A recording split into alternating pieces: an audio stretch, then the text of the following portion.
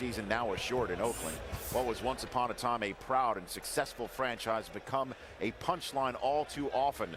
As the great Dennis Miller said earlier this season, it looks like the Raiders are playing with the patch on their other eye. But of course, when it's all said and done, what's happened to the franchise since the Raiders played the Super Bowl on this very field just 6 years ago is no laughing matter. Darren Horton reports. Here's Ryan to throw. Matt will take a look. Throw it for Michael Jenkins, who makes the catch. Touchdown, Atlanta. Oh, my. D'Angelo. On November 5th, just halfway into the season, the Oakland Raiders released underperforming cornerback D'Angelo Hall after trading away 2nd and 5th round draft picks this past offseason to acquire him. The move was yet another bizarre episode in the soap opera this franchise has become. In the 5+ seasons since their appearance in Super Bowl 37, the Raiders' 22-70 record is the worst in football. Tom Cable is now the 5th Raiders head coach in 6 seasons that Al Davis has hired to restore the mystique of the 1960s and 70s. Al Davis has been a great figure in football, and you could not imagine American football without Al. He's done some great things in the NFL. He hired the first African-American coach of the modern era in Art Shell. He's brought a lot of players into the fold who were out of chances and showed that it could work. If you could be a good teammate, if you believed in the silver and black, hey, come on, let's win some Super Bowls. The 53 guys were his kids. I mean, he's so passionate about the organization. He began coaching in college and worked his way up into the pros. He was a brilliant tactician for a guy who never played. Al knows his football inside and out. But the man once labeled as a maverick, a brilliant football mind often years ahead of his contemporaries, is now described differently: dysfunctional, reclusive, irrational. The man who has made the Raiders into a national punchline. He created something great and then he ruined it. I think Al is still running this team the way he was in the 70s. He hasn't modernized his operation for 21st century football. I wrote a column a couple weeks ago that was very critical of Al Davis. 90% or more of the people identifying themselves as Raider fans wrote in to say, you're right, we wish we could get rid of Al Davis. It's the only way this team is ever going to get better. Can you see the letter up there? Is there? When he goes and has this press conference and he puts up a letter that's a private letter, I don't think that's a way to attract other coaches to your franchise. He wants to win a lawsuit. He wants to win an arbitration case against the coach he's plotting to fire. To all of that, winning football games takes a back seat. I think when the Raiders were good, they had his personality. And his personality was just win, baby. His motto now is just win, baby. He still has the motto, he just doesn't win, baby. The question now seems to be, how did it get this bad? Will the Raiders' commitment to excellence ever return under the leadership of Al Davis?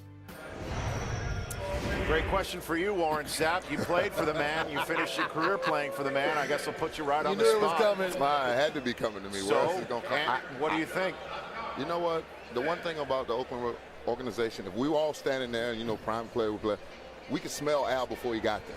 So everybody would break out, you know, and there'd be one guy left there. It'd be me to talk to him. And you talk to him, and then it'd be whatever. But to answer the question, no. Absolutely not. They cannot win with Al Davis? He wants to do it all. He wants to do the salary cap. He wants to, you know, pick the players. He wants to evaluate them.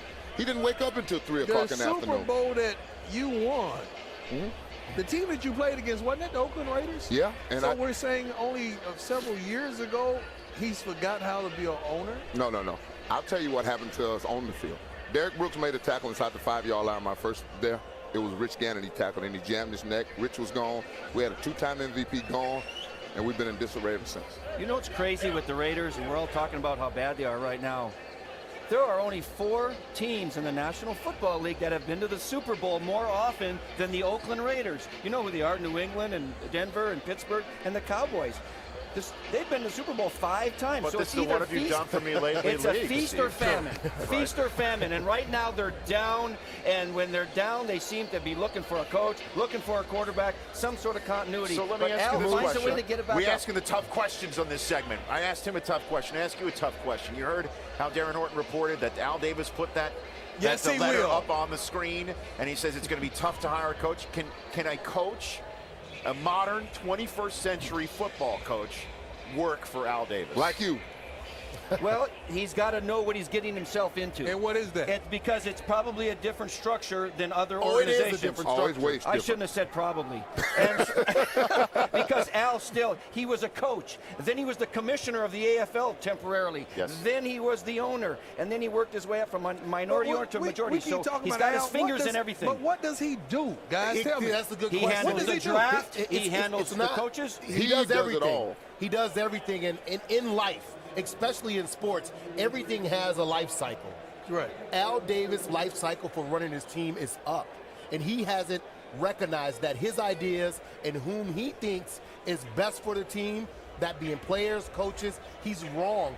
It was said in the piece, he's not in the modern day game in how you pick coaches, pick players. I've heard you tell me how they decide to draft and their draft philosophies. Unheard of. Maybe in the 70s, maybe in the 80s, 60s, it worked. But now in today's games, teams have so many resources to pick the right player for their team.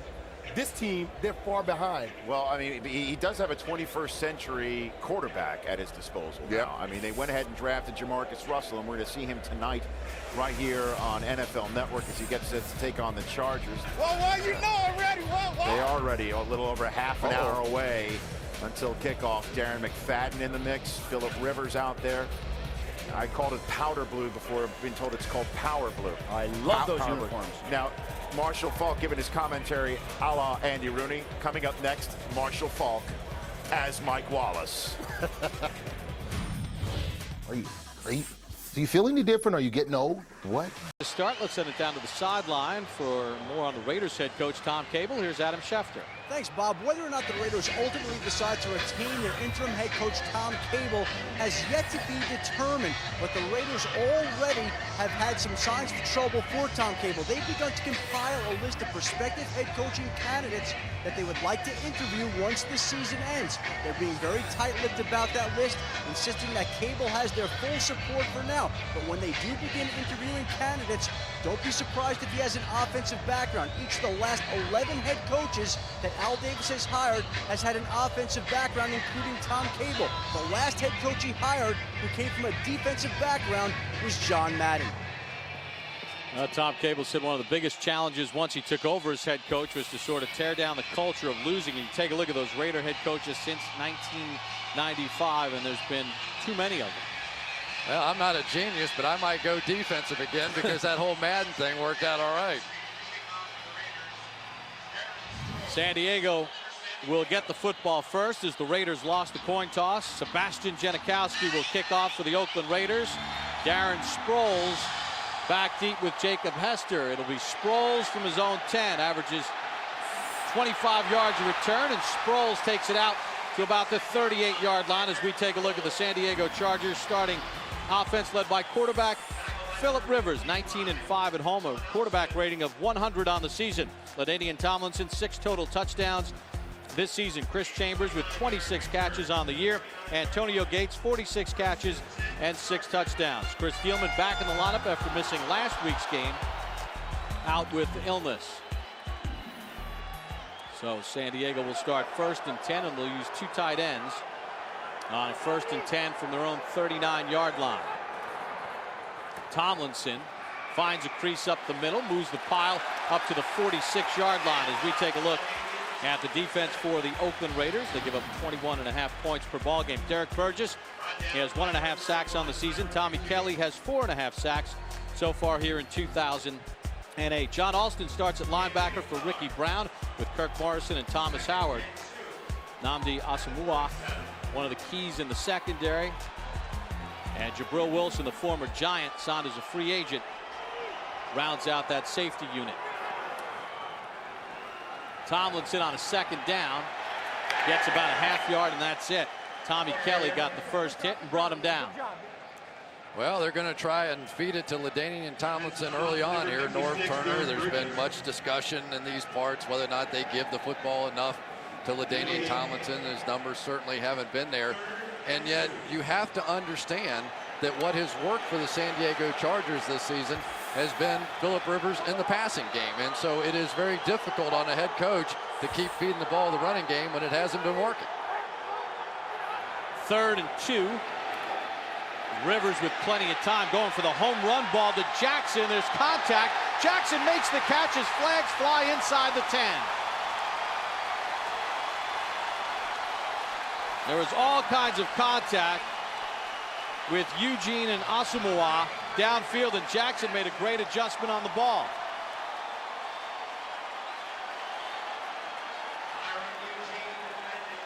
Defensive coordinator Rob Ryan on a 3rd and 2 sees the Chargers go deep. Here's Tony Correnti. Pass interference, defense number 21. This penalty is declined. The result to the play, first down. Penalty on Asamoah declined. Asamoah, one of the absolute best cover corners, some would say the best cover corner in all of football. And Vincent Jackson was so far behind him, he had to stop and come back through Asamoah to make the catch. That is a 100% call. Good call by the official. Gain of 46. Rivers' first completion of over 40 yards in the last 7. Jackson in motion. Tomlinson finds a crease, bounces his way inside the 3. You know, one of the things that's been missing out of this San Diego offense has been the big play. They haven't had a pass of more than 40 yards in the last 6 starts. So for Norv Turner, he starts run, and then goes deep. That's his style. He has always enjoyed having a great running game, and then he wants to throw it down the field. He is not a dink and dunk play caller. Talking to Nnamdi Asomugha yesterday, he said, you know, Rivers has done a lot of checking down. That time, it fooled up the Raiders and went deep. Well, when you play against the Raiders, you are going to get a lot of chances to go one-on-one. 2nd and goal. Tomlinson hit in the backfield and dropped. Rashard Baker, the safety, came in out of Tennessee, the 5th-year pro, and dragged him down by the ankles. Well, this is going to be pretty easy. Nobody's going to block him off the edge, and he's simply going to have the speed to get there. One of the problems when you line up deep in the eye down here on the goal line, all you do defensively is think about penetration. You don't worry so much about giving up anything behind you. And that time Baker caught it off the edge. Scott Mertzkowski in as a tackle eligible. 3rd and goal. Rivers under pressure, back of the end zone and incomplete. He got heat that time by Gerard Warren. And he had to get rid of the football.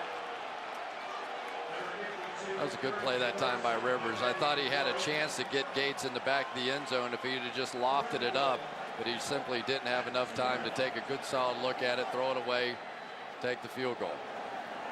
So after giving up a 46-yard pass play on 3rd and 2, the Raiders defense holds inside their own 10-yard line, and Nate Kading is on to try a 20-yard field goal.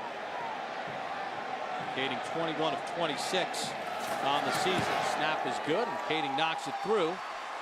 So on the opening possession, Phillip Rivers and the Chargers have to settle for 3 despite the 46-yard pass. 3-0 San Diego. Diego at the Gaslamp District. Chargers out to a 3-0 lead. Nnamdi Asomugha watched on a 3rd and 2. The Chargers go up top with Phillip Rivers and Vincent Jackson for 46 yards, but Oakland's defense keeps San Diego out of the end zone. Jamarcus Russell awaits his opportunity as Nate Kading will kick off for San Diego with Justin Miller back deep. Miller signed on November the 12th after being let go by the Jets.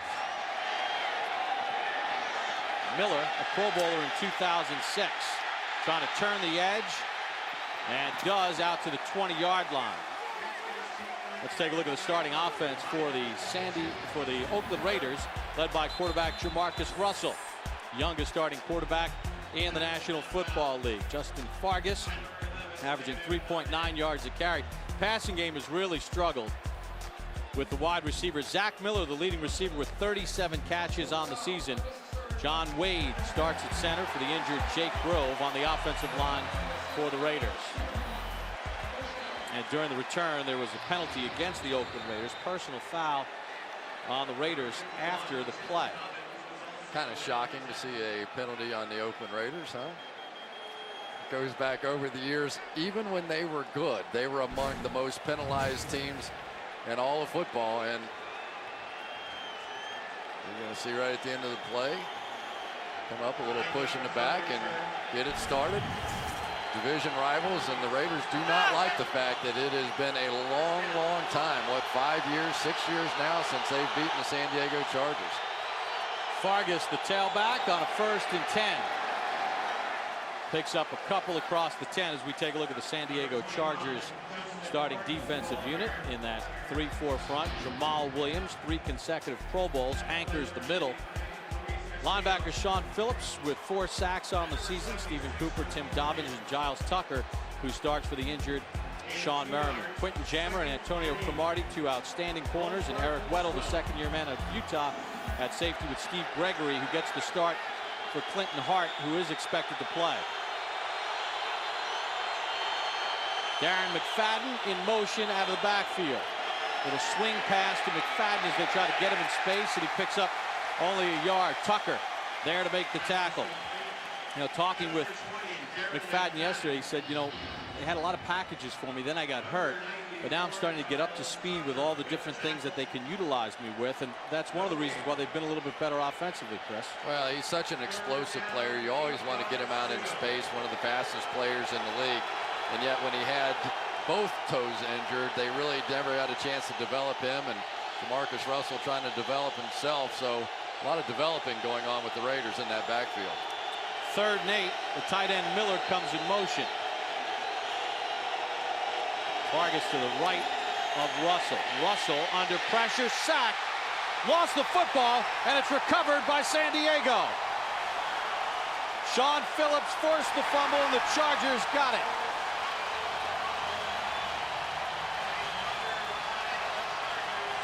'27th time that Russell has been sacked.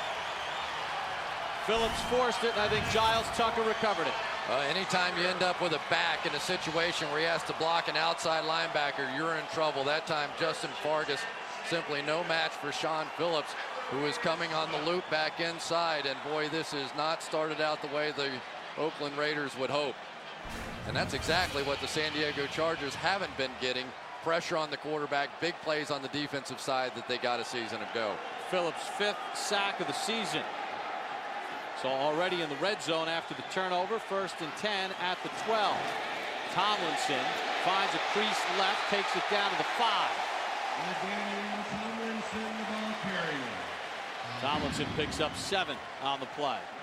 Well, here you go back to what has traditionally been the strength of this football team. When they get a chance to overwhelm a defense, they can line up and stick this in the end zone. Nobody has scored more touchdowns than LaDainian Tomlinson, and a big reason why is because, at least in the past, they had that big physical offensive line that could win in this situation. They've already been down here once, did not get a touchdown, get another shot.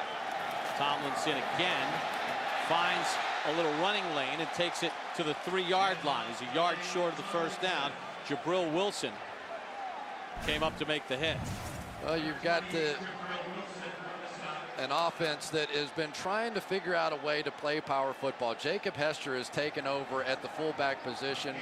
He had to replace Mike Tolbert, and anytime you change fullbacks, it just creates indecision. And you could see LT that time just not necessarily believing that that block was going to be made. Of course, Lorenzo Neal for so long had been the fullback here, and he had LT's complete trust, and you just don't see that same sort of trust that that block's going to be made now. All right, with the play clock dripping down in a 3rd and 1, San Diego's going to take a timeout, trying to cash in on the turnover, leading 3-0. Qualcomm Stadium face a 3rd and 1. Tomlinson walks in, touchdown San Diego. His 7th rushing touchdown of the season. And the Chargers turn the Jamarcus Russell fumble into 6. Well, that looked like the old San Diego Chargers there, doesn't it? Coming down off the edge. That time Hester, the fullback, was able to get the kick out block, and LT simply walked into the end zone. Good double team on the outside there. Brandon Manu Maliuna doing what he does, coming down hard. The Pro Bowl left tackle Marcus McNeil and Chris Steelman, the left guard, a Pro Bowler last year, opening the hole. So LaDainian Tomlinson scores after the Jamarcus Russell sack and forced fumble by Sean Phillips. Easy one for LT. And Tomlinson had 24 yards rushing last week against Atlanta. He has 25 already here in the first quarter against the Oakland Raiders. As LT gets his 7th rushing touchdown of the season. And San Diego quickly out in front, 10-0.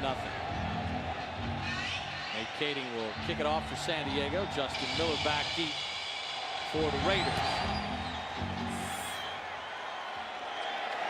Miller from his own 9.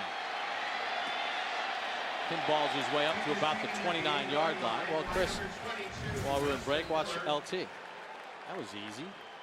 Telling his teammates. Pretty easy, and it's always been easy for him against the Oakland Raiders. It's good to see that smile again. Not a lot of smiles so far this year either, but boy, he has just worn out the Oakland Raiders. But thus far, it has been more a byproduct of mistakes that has been made by the Raiders, giving up the long pass over their best player, Nnamdi Asomugha, and then you come back with a fumble on the next snap. The Raiders, as a team, haven't scored a first-quarter touchdown this season, and big reason why they are where they are. Fargus in at tailback. Russell to throw. Gets it out to Higgins, and Higgins has a first down. Picks up about 12 on the play. Johnny Lee Higgins in his 2nd year out of UTEP. They're getting a chance to play tonight because Ashley Lally out with some headaches. And for Jamarcus Russell, this is definitely a learning process as you look at Ashley Lally on the sideline. And Lally was one of those guys. He came in and against Denver a couple of weeks ago, a huge game in that one, and hasn't caught a pass in the 4 or 5 games surrounding it. And that's the way it's been with these receivers here with the Raiders. Fargus on a 1st and 10. Slides up to about the 44-yard line, picks up 3 on the play. You know, there was a belief coming in this season that Javon Walker would be the guy that would come in and really make the difference. And of course, we followed that saga a little bit. At one point, it looked like he was going to retire during the course of the season. Now he's out on injured reserve, and they just don't have the playmakers on the outside. You want to develop your quarterback, you want to make him look good, but you have to have guys that can make plays out there. 2nd and 7. Fargus the tailback. Fargus will take it. Fights the 49-yard line, a couple of yards short. Jamal Williams dragged him down from behind. You know, Justin Fargus is a guy that I really admire. I don't think he's the most talented tailback in the league, but as I was watching tape of him getting ready for this game, I never saw a single snap that I didn't see him give it everything he had. I mean, this guy runs with his guts. And did he miss the block earlier? Yes, he absolutely did. But whatever he has, whatever his abilities, you'll see on the field every game. He had 1,009 yards last year. Russell, the Zach Miller, the tight end, and he stopped short of the first down. There is a flag on the play as Steve Gregory held it to a 1-yard gain, but we'll check the flag. Preliminary call is against the Raiders. Pass interference, offense number 81. This penalty is declined. The result to the play will bring about 4th down. It's on the rookie Chaz Schillings. Schillings not very discreet at all as he tried to make the pick coming off the line of scrimmage there, but they were able to stop it short anyway. Schillings is going to simply come off and run right into Quentin Jammer, I believe that is right there, to no avail. He picked the wrong guy anyway. Sometimes when you have young receivers, they have a difficult time reading coverage. He may have thought that's who had coverage. Clearly it was not an unnecessary foul. So after 1 first down, the Raider drive stalls. Shane Leckler punts it to Sproles. Bounds at the 5. Raiders keep it in the field of play, and this will be down at the 3-yard line. Tony Stewart's the guy that saved the play for the Oakland Raiders. Long field for Rivers and the Chargers. Kickoff every Sunday with NFL Game Day Morning, the first and best pregame show at 10 Eastern with host Spiro Ditas and All-Pros Warren Sapp and Marshall Falk. NFL Game Day Morning at 10 Eastern on NFL Network. Get you set for all the action around the National Football League with live hits at each stadium. A lot going on in the National Football League.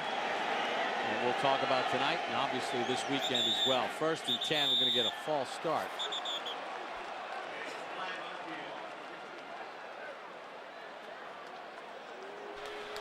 False start, offense number 68. This penalty will be assessed half the distance to the goal. It will remain first down. Chris Dielman called for the penalty, and Chris, take a look at some of the top stories in the NFL. 6 players suspended for violating the league's anti-doping policy. Of course, Kevin and Pat Williams with the Vikings could really adversely affect their playoff run, and then the Plexico Burress situation in New York. Yeah, we're going to have a little time later on tonight to talk about, well, maybe we could do it right now as they just continue to throw flags around here, and once again an offsides, I believe. False start. Offense, number 79. This penalty has been assessed half of this is a goal. Remains first down. All right, that's Mike Goff, the right guard. So we've had Dielman, the left guard, and Goff, the right guard. Well, as if we needed to focus a little more on the Chargers offensive line, those guys who like to remain anonymous up there have been very much in the public spotlight as we debate the LT numbers.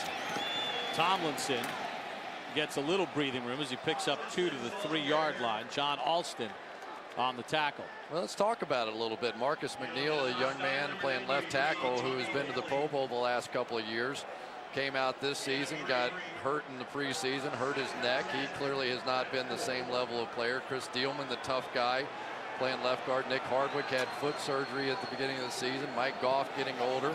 Jeremy Clary, a late round pick. But this is an offensive line that had dominated for a couple of years now, that were so good, and this year they have been average at best. On 2nd and 10, Tomlinson out across the 5 to about the 7-yard line, and Tommy Kelly's going to get flagged right there. The Raiders, he threw down one of the Chargers late, and the flag comes out. And those are the mistakes. If it is against Kelly and the Raiders, you can't commit when you have San Diego pinned deep like this, down 10-0. You know, and I know it's frustrating. I know that it's been a tough time and all those kinds of things, but you cannot give a football team first downs when they're backed up. After the conclusion of the play, personal foul, unnecessary roughness, defense number 93.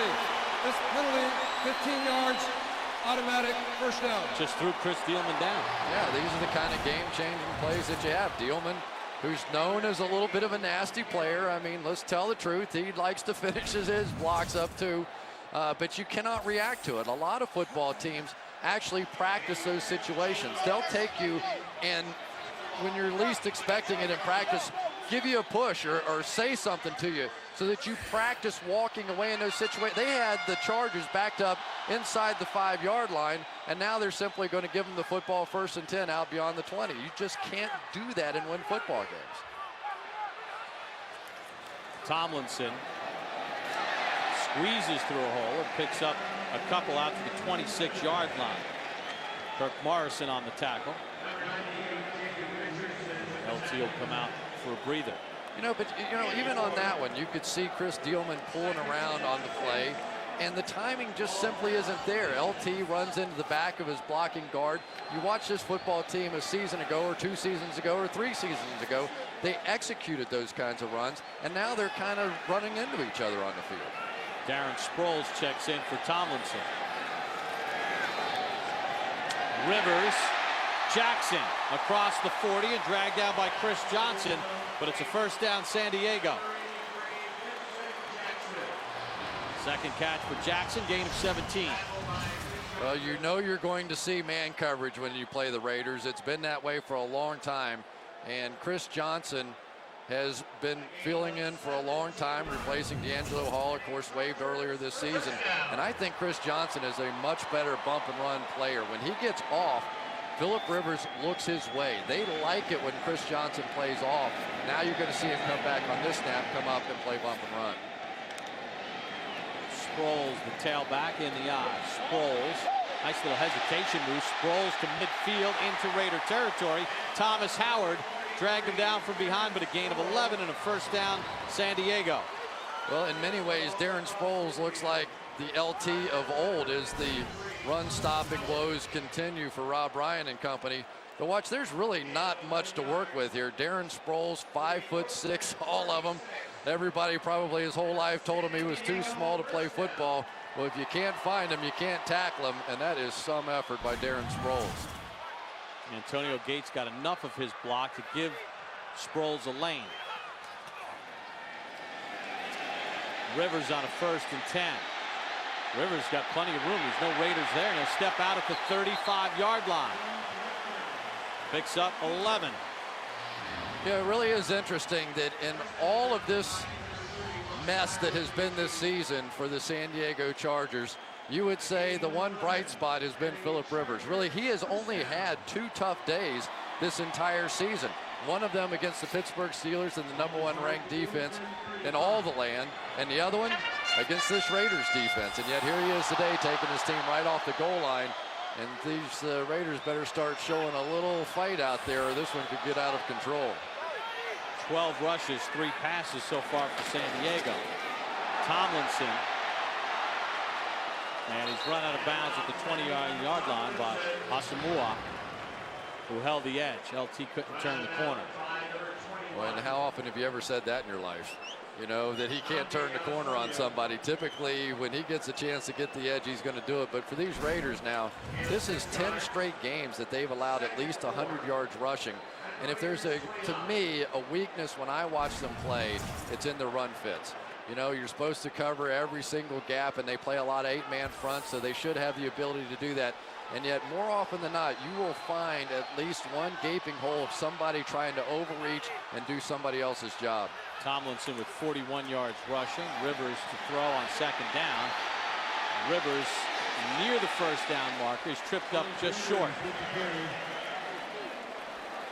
I'd like to welcome those of you joining us on NFL.com. Welcome to NFL Network Thursday Night Football. You can log on now to NFL.com/live for enhanced coverage of tonight's game. Well, Rashad Baker right at the 5-yard mark gave Antonio Gates a good shot on that one. On the backside, they had their receiver covered as well. Really nowhere to go with that one at all for Phillip Rivers. He's been trying to get Antonio Gates going. He went to him often and early in the game last week.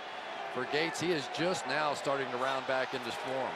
3rd and 1. Sproles needed the 35-yard line. It's close. The yellow line is unofficial. That may be the smallest short yardage back in the history of the game. 3rd and 1, and the 5'6" guy gets the carry. Tony Corrente will ask for a measurement.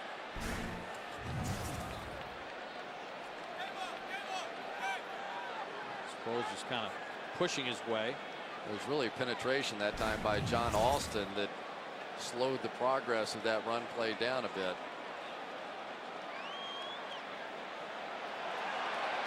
And it's inches, says Tony Corrente. Remember, this drive started at the San Diego 4, but in effect, it really started at the 1 after back-to-back false start penalties. And the penalty on Tommy Kelly was huge. San Diego going to keep the offense on the field with 4th and inches. And I'd be surprised if you got something other than a quarterback sneak here. Tommy Kelly out of the game, probably the best defensive lineman for the Raiders.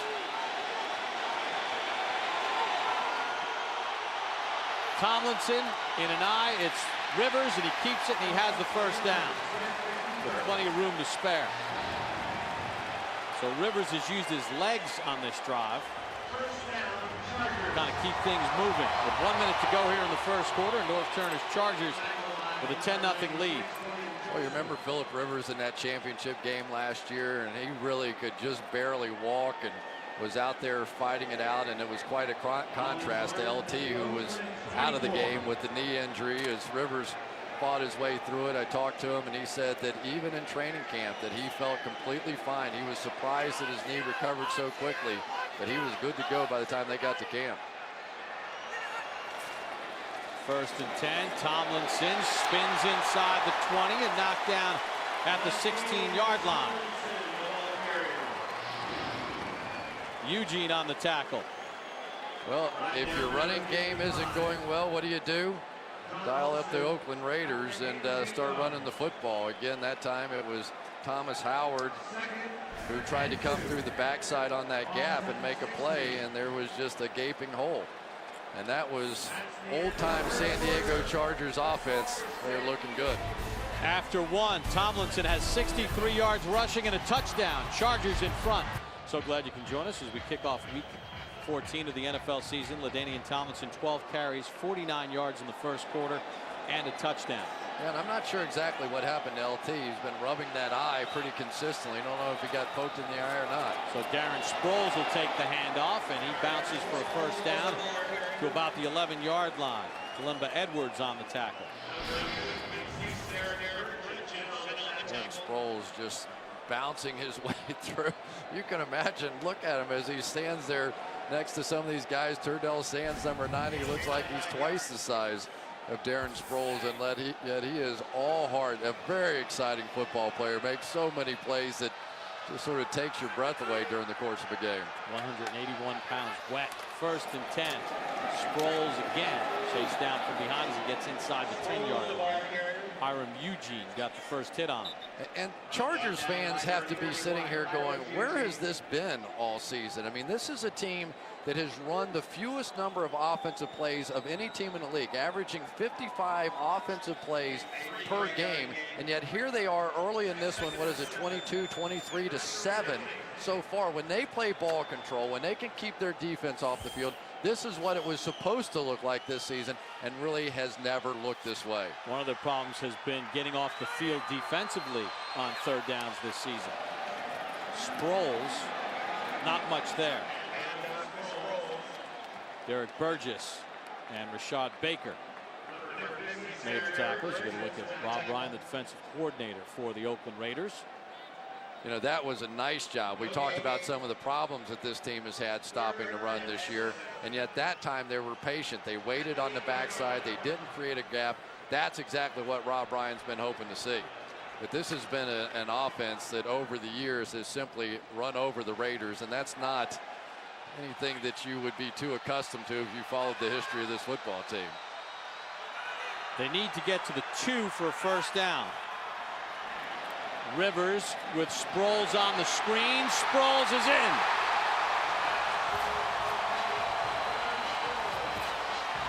Darren Sproles' 2nd receiving touchdown of the season, and the Chargers widen their lead. And for Phillip Rivers, touchdown pass number 24. You have to be able to anticipate sometimes that a screen pass may be coming. That time you saw absolutely no reaction out of the defensive linemen of the Raiders, that they were trying to read it, that they in any way saw, that they were spying in any way on Sproles. In that situation, you would be thinking screen. The Raiders were not. Kading with the extra point, 2nd longest scoring drive of the season. And it was all aided and abetted by Tommy Kelly's personal foul penalty, and then Darren Sproles with a little catch and run for the score. 17-0 on the Oakland Raiders. 15 plays, 96 yards. Remember, a couple of false start penalties by San Diego. Tommy Kelly's 15-yard penalty, a key play in that drive, and they finish it off with the Darren Sproles screen pass, the catch and run for a score. Nate Kading the kickoff once again. Justin Miller. Nene contained him, and then it gets finished up at the 20-yard line.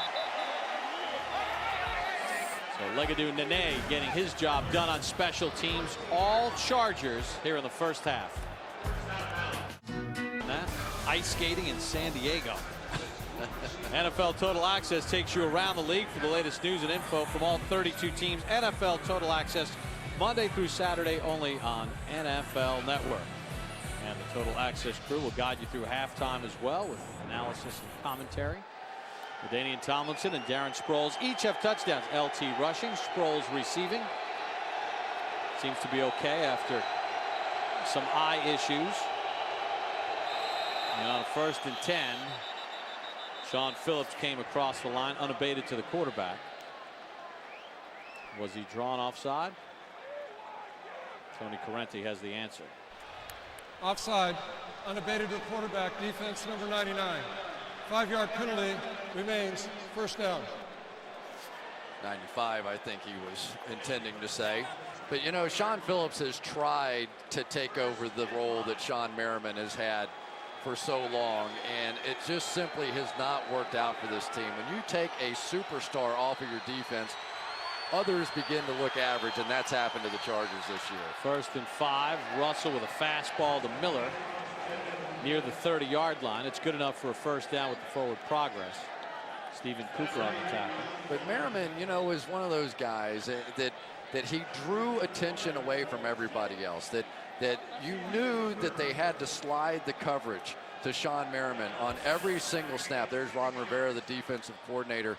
And so it opened things up for other guys on that defense. Olshansky looked better. Castillo looked better. Certainly Sean Phillips looked better. You take him out of the mix, and everybody looks a little more average. Fargas picks up nearly 9 before Eric Weddle brought him down. And here's exactly what we're talking about. When Merriman was coming off the edge, you leave a tight end in, you leave a back in. Oftentimes it didn't even matter. But as you do that, now a guy like Merriman, you have to pay so much attention to him. It opens up opportunities for other people. But his athleticism at his size, almost 270 pounds, and a guy that can run like that, he's a bit of a freak of nature. And yes, you lose one player, but you lose so much more than that, and the Chargers have felt it all season. 2nd and 2 for the Raiders, and Russell with some time. Russell, Miller, first down, tripped up at the 41-yard line of San Diego. Well, one of the issues this season for the Chargers has been a lack of pressure. We've been talking about it a lot. As you see Jamarcus Russell with time to watch his tight end go all the way across the field there. And Zach Miller continues to be the big play threat for this Raiders team, not the wide receivers. No wide receiver on the Raiders team with more than 15 catches on the season. So when Russell wants to go down the field, more often than not, it's Zach Miller. Gain of 21 on the play. And we've got a false start on Quaim Harris, the left tackle, as he smacked his helmet. Offense, number 77. And that's been 5-yard the penalty. problem with him, Chris. Remains first down. Is that every game there's a couple of plays with Harris and a penalty. Well, I'm going to put it simply. The Raiders aren't going to win a lot of games with the 2 offensive tackles they have right now. They're going to have to get better at that position. You have to be able to protect your young quarterback. And with Cornell Green, Quaim Harris is a guy that basically was let go with the 49ers. You just have to be better at that position. Fargas on a 1st and 15. Got hit by Jacques Césaire, and Igor Olshansky cleaned it up. Harris doing a little jawing right now with Sean Phillips. You know, Quaim Harris is one of those guys when you watch him on tape and you go, man, he's so athletic. He can move. You watch his cutoff blocks as the play's going away, and a lot of times he can run and chase those linebackers and get there, but there are those lapses of focus, you know, that he's had, and he's hurt this offense with all his penalties. First-round pick of the Niners, but remember, it's supposed to be Robert Gallery. They drafted Gallery in 2004 with the 2nd overall pick to play tackle, not guard. I know it. 2nd and 12 for Russell with time. Intercepted. Stephen Cooper tripped up at the 36-yard line. Cooper's first interception of the season, 2nd turnover by Russell and the Raiders. Tried to squeeze it into a tight spot. Cooper said, forget about it. Jamarcus Russell has turned it over twice, a fumble, and now intercepted by Stephen Cooper. Well, Stephen Cooper saw this one all the way, gets a little bump, but he knows what's coming next. Backpedals in, reads the eyes of Jamarcus Russell, and that's an easy one for Stephen Cooper. This has been a trying season to some degree. Started the season on suspended for 4 games, and is just now rounding back into shape. But such a physical player. He has been greatly missed when he wasn't in the lineup for those 4 games early. LaDainian Tomlinson gets the carry, lost his helmet. You talk about the injuries that they've had to deal with as a football team, and obviously the Merriman injury and some of the offensive line injuries and LT and Gates. But, you know, the question I would bring up when you're talking about Merriman and their defense, you know, the Patriots lost Tom Brady and they still have a winning record. I mean, Indianapolis has had tons of injuries on the offensive line. They have a winning record. Is that an excuse? No, and I don't think they've had that many injuries that make for an excuse at all. These guys have been playing for the most part. Rivers trying to find Jackson on the sideline, and it's incomplete. Chris Johnson on the coverage. But I mean, you go through in the beginning of the season, and I think the beginning of the season was what was the key really for the San Diego Chargers. They lose on the last play of the football game against Carolina. They come back and they have the Ed Hochuli game where the official ended up blowing the call. Marcus McNeil, Nick Hardwick, the 2 offensive linemen, neither one of those were playing early in the season, so the running game didn't look as good. And then all of a sudden they're in a hole, and this team just never was able to carry themselves out of it. They thought they kind of jump-started it with the win against the Jets and then the win against New England, but it never really happened. 3rd down, Rivers, wide open, Vincent Jackson. Touchdown, San Diego. 59 yards.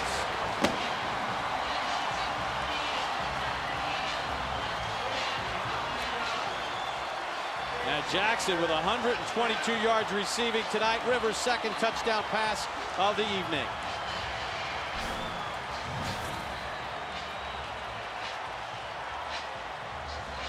Wow.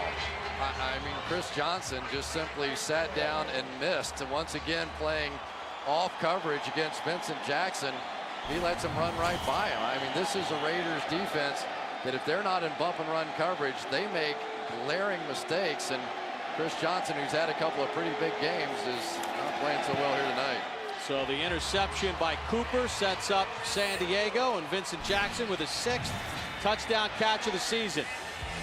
Runs right by Chris Johnson, and the Chargers are super tonight. Wait. A lot of coal in the stockings of Chris Johnson and the Raiders right now. Down 24-0. Philip Rivers has thrown a couple of touchdown passes. Vincent Jackson, a 59-yard touchdown, the latest score for San Diego. This is stunningly bad, even by Raiders standards this season. Kading. Justin Miller. Miller across the 35, carrying a Charger to the 43. I had to take a long look at this one when I first saw it to make sure it was what I thought it was. You got man coverage on the outside right here and man coverage on the outside right there. And as soon as the slot receiver breaks to the out, this is easy, right? Everybody has their man, and the Raiders have been playing this way for a long time. Bump and run. It's nothing complicated. You got your guy. Norv Turner's laughing. Everybody's laughing at the Oakland Raiders right now. Chris Johnson trying to figure out what went wrong as they look at the photos. Russell picked off in his last pass to throw on first down. Checks down to Tony Stewart, the tight end, who rolls ahead for about 10 yards. And really, this is what Jamarcus Russell is going to have to learn how to do in this league. He is going to have to simply be patient, learn how to take those little dump off passes. And we've got an official now with a bad leg. He might have a cramp. It's the head linesman, I believe, John McGrath. Will go to the head linesman spot. Take a look at the right calf of John McGrath. Yeah, it happens to me on the treadmill these days every once in a while too. Sometimes you just lock up. So we'll play without a back judge, at least for now. Looks like Phillips was offside. Higgins picks up a first down. Johnny Lee Higgins gains 11. We'll check the flag though. Sean Phillips trying to pad his stats a little bit in this game. We've seen him a little Offside, jumping. defense number 95. This penalty is declined. The result for the play, first down. Second one on Phillips. Well, and Phillips is a little bit excited because he got a chance to move back to the weak side linebacker position. When Merriman was in the game, that's what he played. When Merriman got hurt, they moved him over to the strong side linebacker position. But you can see he's not a particularly big guy. Then he was having to battle these tight ends and try and get a pass rush, basically learning a new position, and it did not work out very well for him or the Chargers.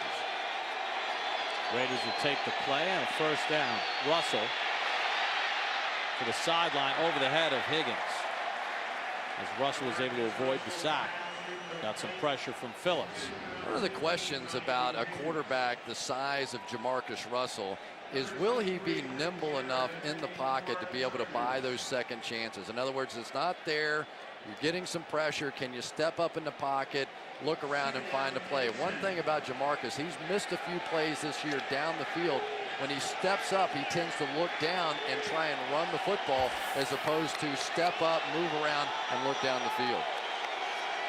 2nd and 10. Fargas fights out of a tackle and takes it down to the 29-yard line. Good extra effort. That's what you were talking about Justin Fargas. Remember the game he had earlier this year against the Jets where he just kept battling and battling. Yeah, and he's, you know, he's that between the tackles kind of runner, but he will give you what you have out there. And then you have Darren McFadden as the changeup artist. And I think as those two guys continue to get it going, and hopefully the Raiders improve this offensive line, those two backs I think are pretty solid guys. Well, they're both on the bench right now. Michael Bush is in. 3rd and 3 for Russell. Has his tight end Miller again, and Miller has a first down. And now Robert Gallery with a shoulder. There's John McGrath, the head linesman, who's gotten back on the field of play. You know, and Zach Miller really has become one of the big down the field threats for Jamarcus Russell. They really, it's almost remarkable when you look at the statistics for this football team, how few plays the wide receivers for the Oakland Raiders have made this season. Yes, I understand you've got a new quarterback you're trying to work in. Maybe the protection hasn't been the greatest in the world. But at some point, you have to be able to make plays on the outside. Fargas inside the 20 for the 17-yard line. Antonio Cromartie on the tackle. There's another flag on the field at the 11-yard line.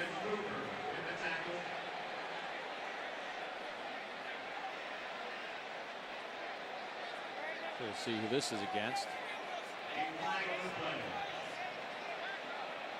Back judge in consultation with the umpire and referee Tony Correnti.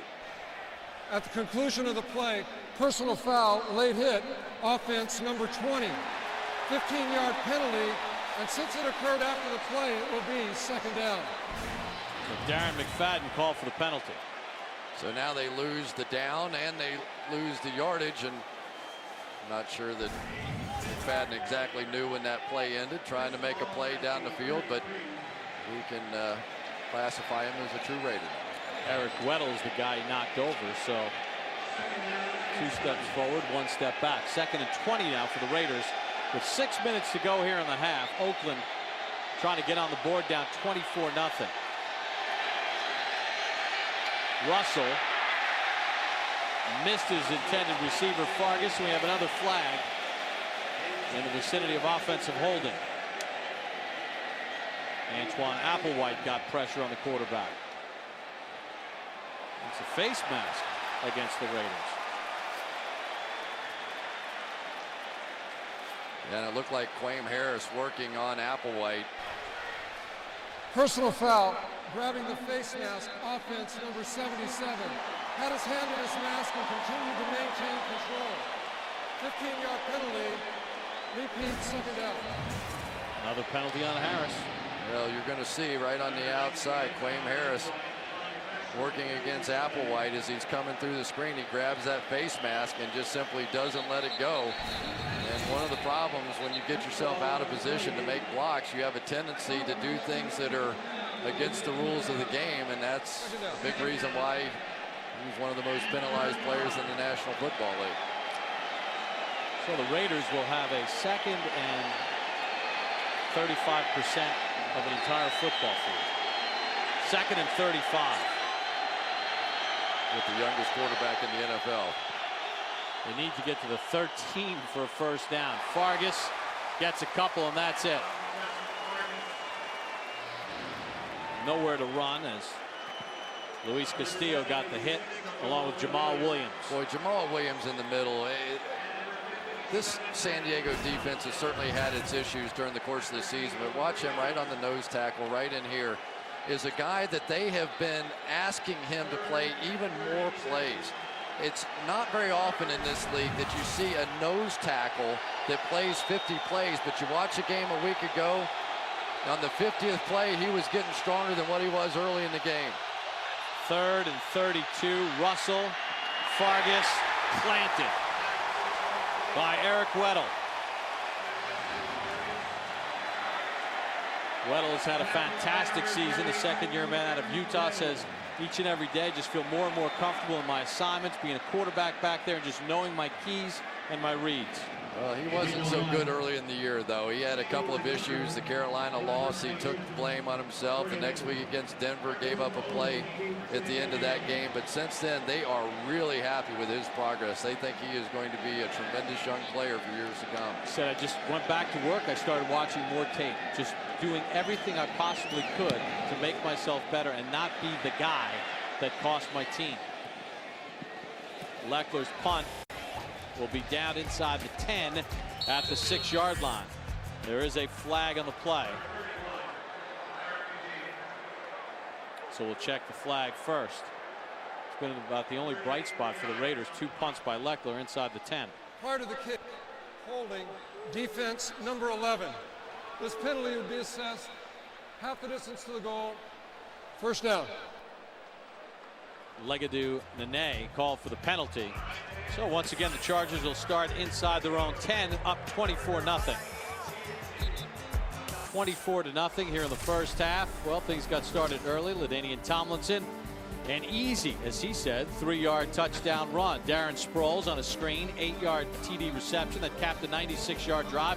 And Vincent Jackson, 59-yard catch and run for a touchdown. Now, on the penalty on the last punt, Chris, Tony Correnti corrected himself. The holding penalty against San Diego was during the punt rather than prior to the punt. Would have been prior to the punt, would have been a first down. So they'll spot the ball at the 3. Tomlinson gets about a half-yard. John Alston on the tackle. You think about that last sequence for Oakland. They would have had a 2nd and 5 at the Chargers 18. Back-to-back personal foul penalties, and the next thing you know, they're at 3rd and 32. It's been the story of the game, really. That and the other staple of the Raiders defense is that they're going to play bump and run and man coverage, 8 men down in the box. So in theory, they should be able to stop the run all day. They've been burned in their man coverage on the outside, and they can't stop the run inside. 2nd and 9. Tomlinson skips through the hole and picks up a couple. As Hiram Eugene on the tackle. You know, in the second half, we're going to visit with Adam Schefter. So much going on. We've touched upon it earlier with the happenings in the National Football League, and Adam will join us from the sideline to kind of fill us in on further details with the suspensions and the Burrow situation in New York and some of the other developments. Some big games going on this weekend as well. You'll have to go down to Adam. You work with the New York Giants. You're their play-by-play guy. Lay it on us. Let's know what's going to happen with Plexico. Well, you know, they eliminated the one distraction is he's on that suspended list on the IR, so to speak. So it's not a factor of at the end of the regular season, is he going to be in the postseason roster or not? He's done for the year. Tomlinson on 3rd down short of the sticks. Tommy Kelly on the tackle as he takes it to the 11-yard line and a 3-and-out for San Diego. And now the Raiders will take a timeout with 2:51 to go in the half. So here's my question. Is Plexico going to be back with the New York Giants next season? I think there's a possibility for that, Chris. Why? I really believe that because they have a history, first of all, of sticking with guys that have had trouble, whether it's Lawrence Taylor or Kerry Collins, Christian Peter, Keith Hamilton, even David Tyree a couple of years ago. But I think, first of all, he's got to get through all of his legal obstacles. But then I think he needs to evaluate what's going on in his life, and they may set forth some things that he must follow, some stringent guidelines, and they'll be there to support him to try to get through, obviously, a lot of troubles, not only legally, but off the field, to see if they can help him turn his life around. Yeah, he may not be able to play for 3.5 years, though. Maybe going to jail. Well, that's a whole other issue. That's why I said the legal issues first have to be cleared first. Higgins shakes a bunch of tackles, gets face masked, I believe, and is tackled at the 41-yard line. I think Brandon Seiler got him on the face mask, and he said, ah.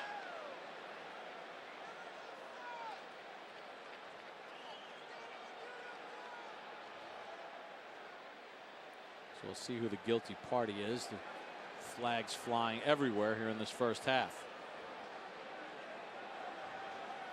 Officials have cramps in their legs, going to have tendonitis in their arms. It's a rough night to be on the officiating crew.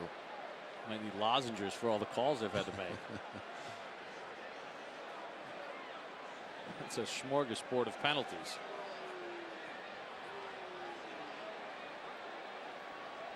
All right, Tony's got it sorted out for us. There are fouls against both teams on this play. Illegal block in the back. kicking team number 51. Personal foul, grabbing the face mask, receiving.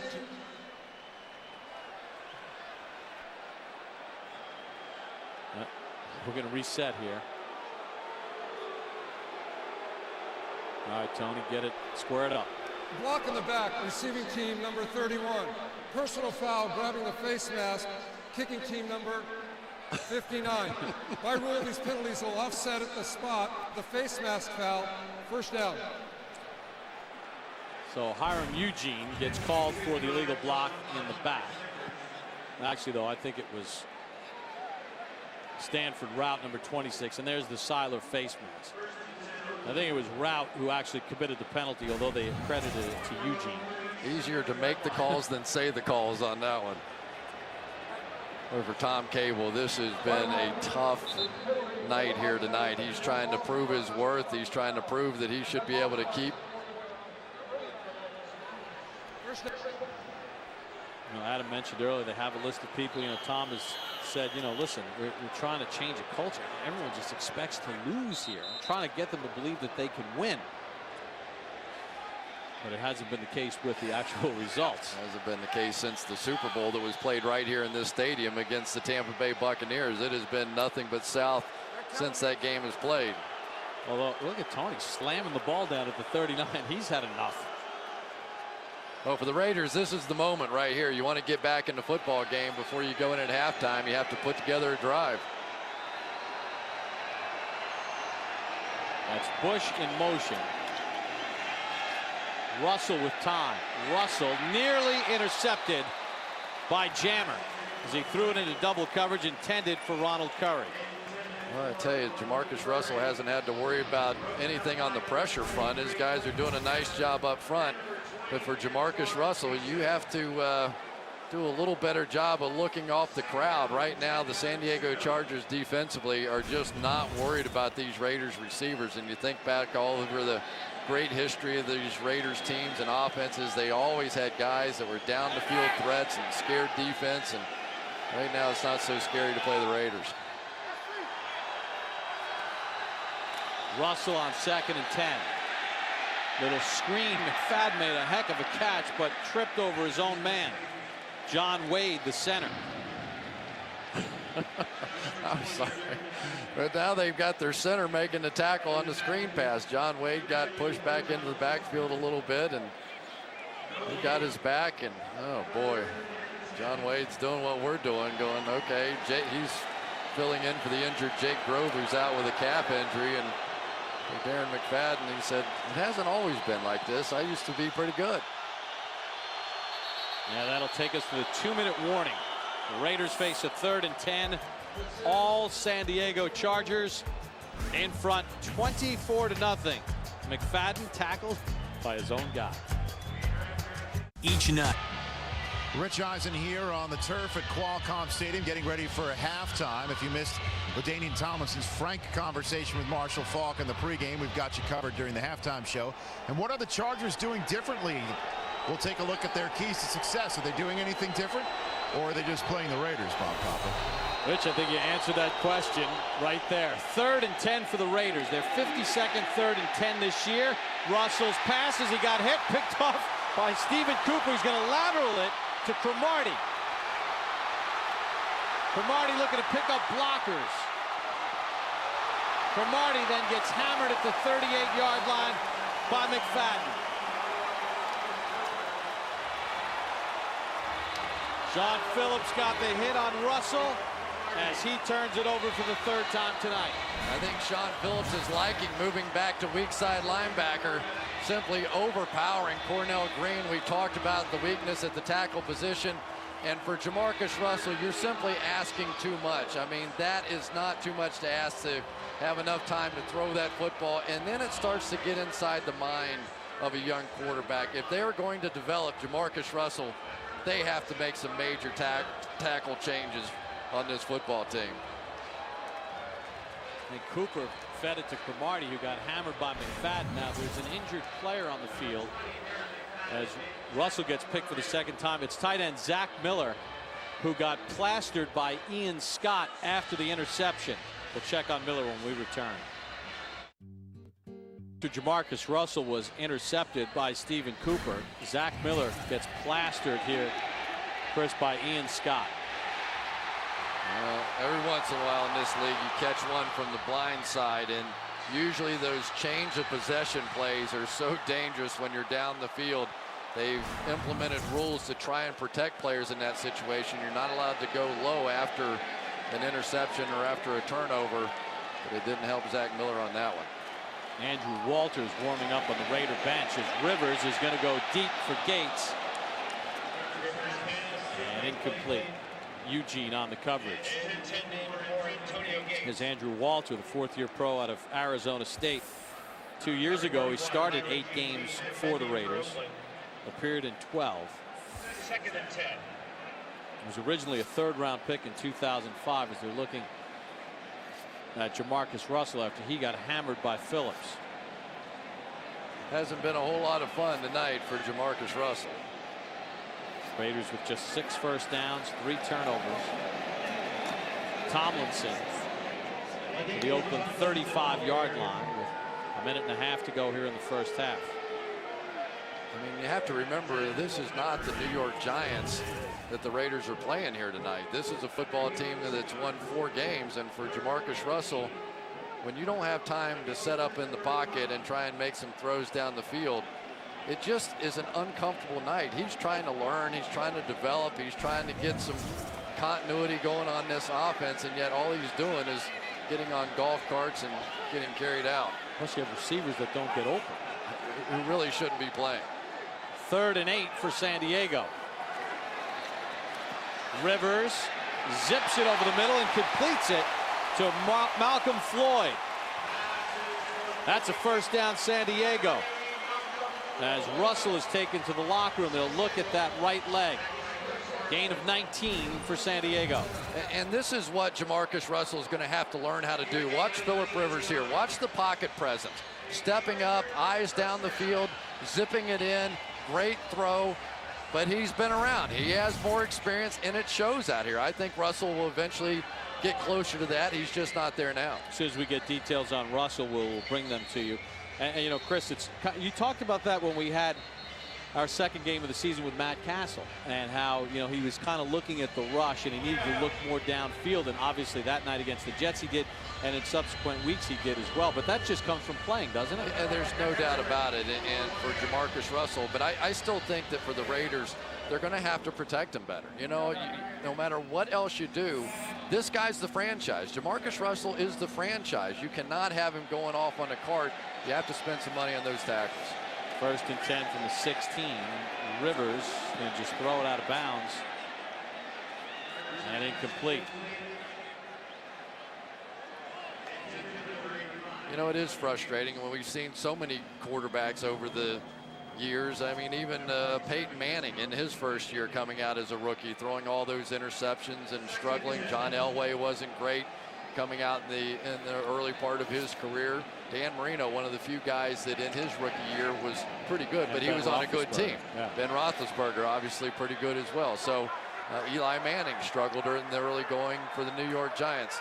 It's a process. But normally when you get drafted high, it means because you're going to a really bad team. As Rivers takes the snap, flags fly. False start is the call against San Diego. False start, offense, number 89. 5-yard penalty, remains second down. It's a rare situation, Chris, where a guy like Roethlisberger, where he was taken, you know, you get to go to a team that has a good offensive line, and Jerome Bettis and a defense like the Steelers. Usually you're going to a bad team that needs a quarterback. Yeah, you know, and it's a little surprising for me that the Raiders are coming out like this here tonight. Over the last few weeks, they've been playing teams pretty tough. Carolina, Miami, they beat up on the Denver Broncos in Denver. Kansas City, they played all right last week, and now tonight this is an utter disaster. 2nd and 15. Rivers tried a little screen and hit the back of right guard Mike Goff, intended for Tomlinson. There's no foul for illegal touching as the offensive lineman did not reach for the ball. 3rd down. Yeah, it's kind of a little twist that they've had in the rule with, you know, if the offensive lineman doesn't try to catch it and he gets hit in the back with the ball, they don't call illegal touching. Yeah, it's a good rule change. Yeah.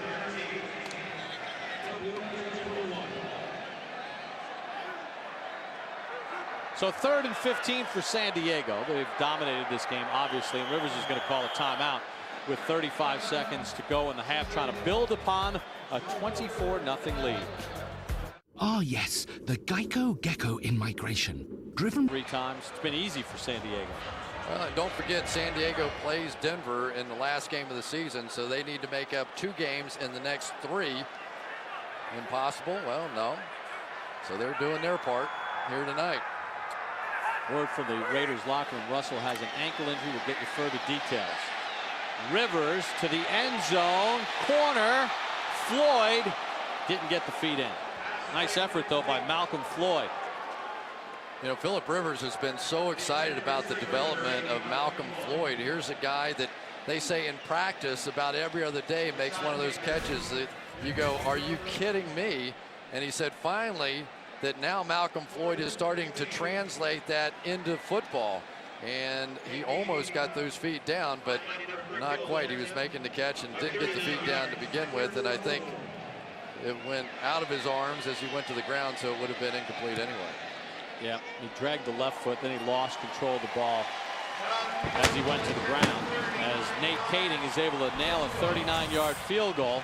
And with 23 seconds to go here in the first half, it's 27-0 San Diego Chargers. Kading's been perfect, so have the Chargers tonight.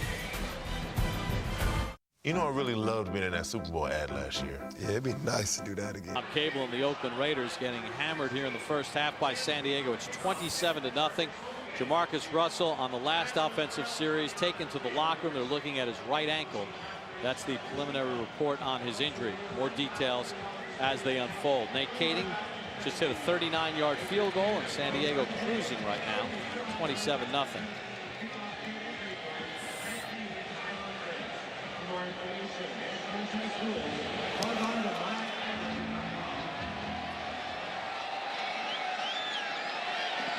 Justin Miller on the return. Miller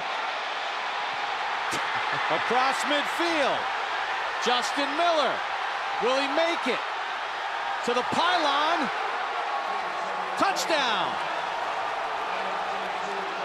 92 yards for the former Pro Bowl return man, signed from the Jets last month.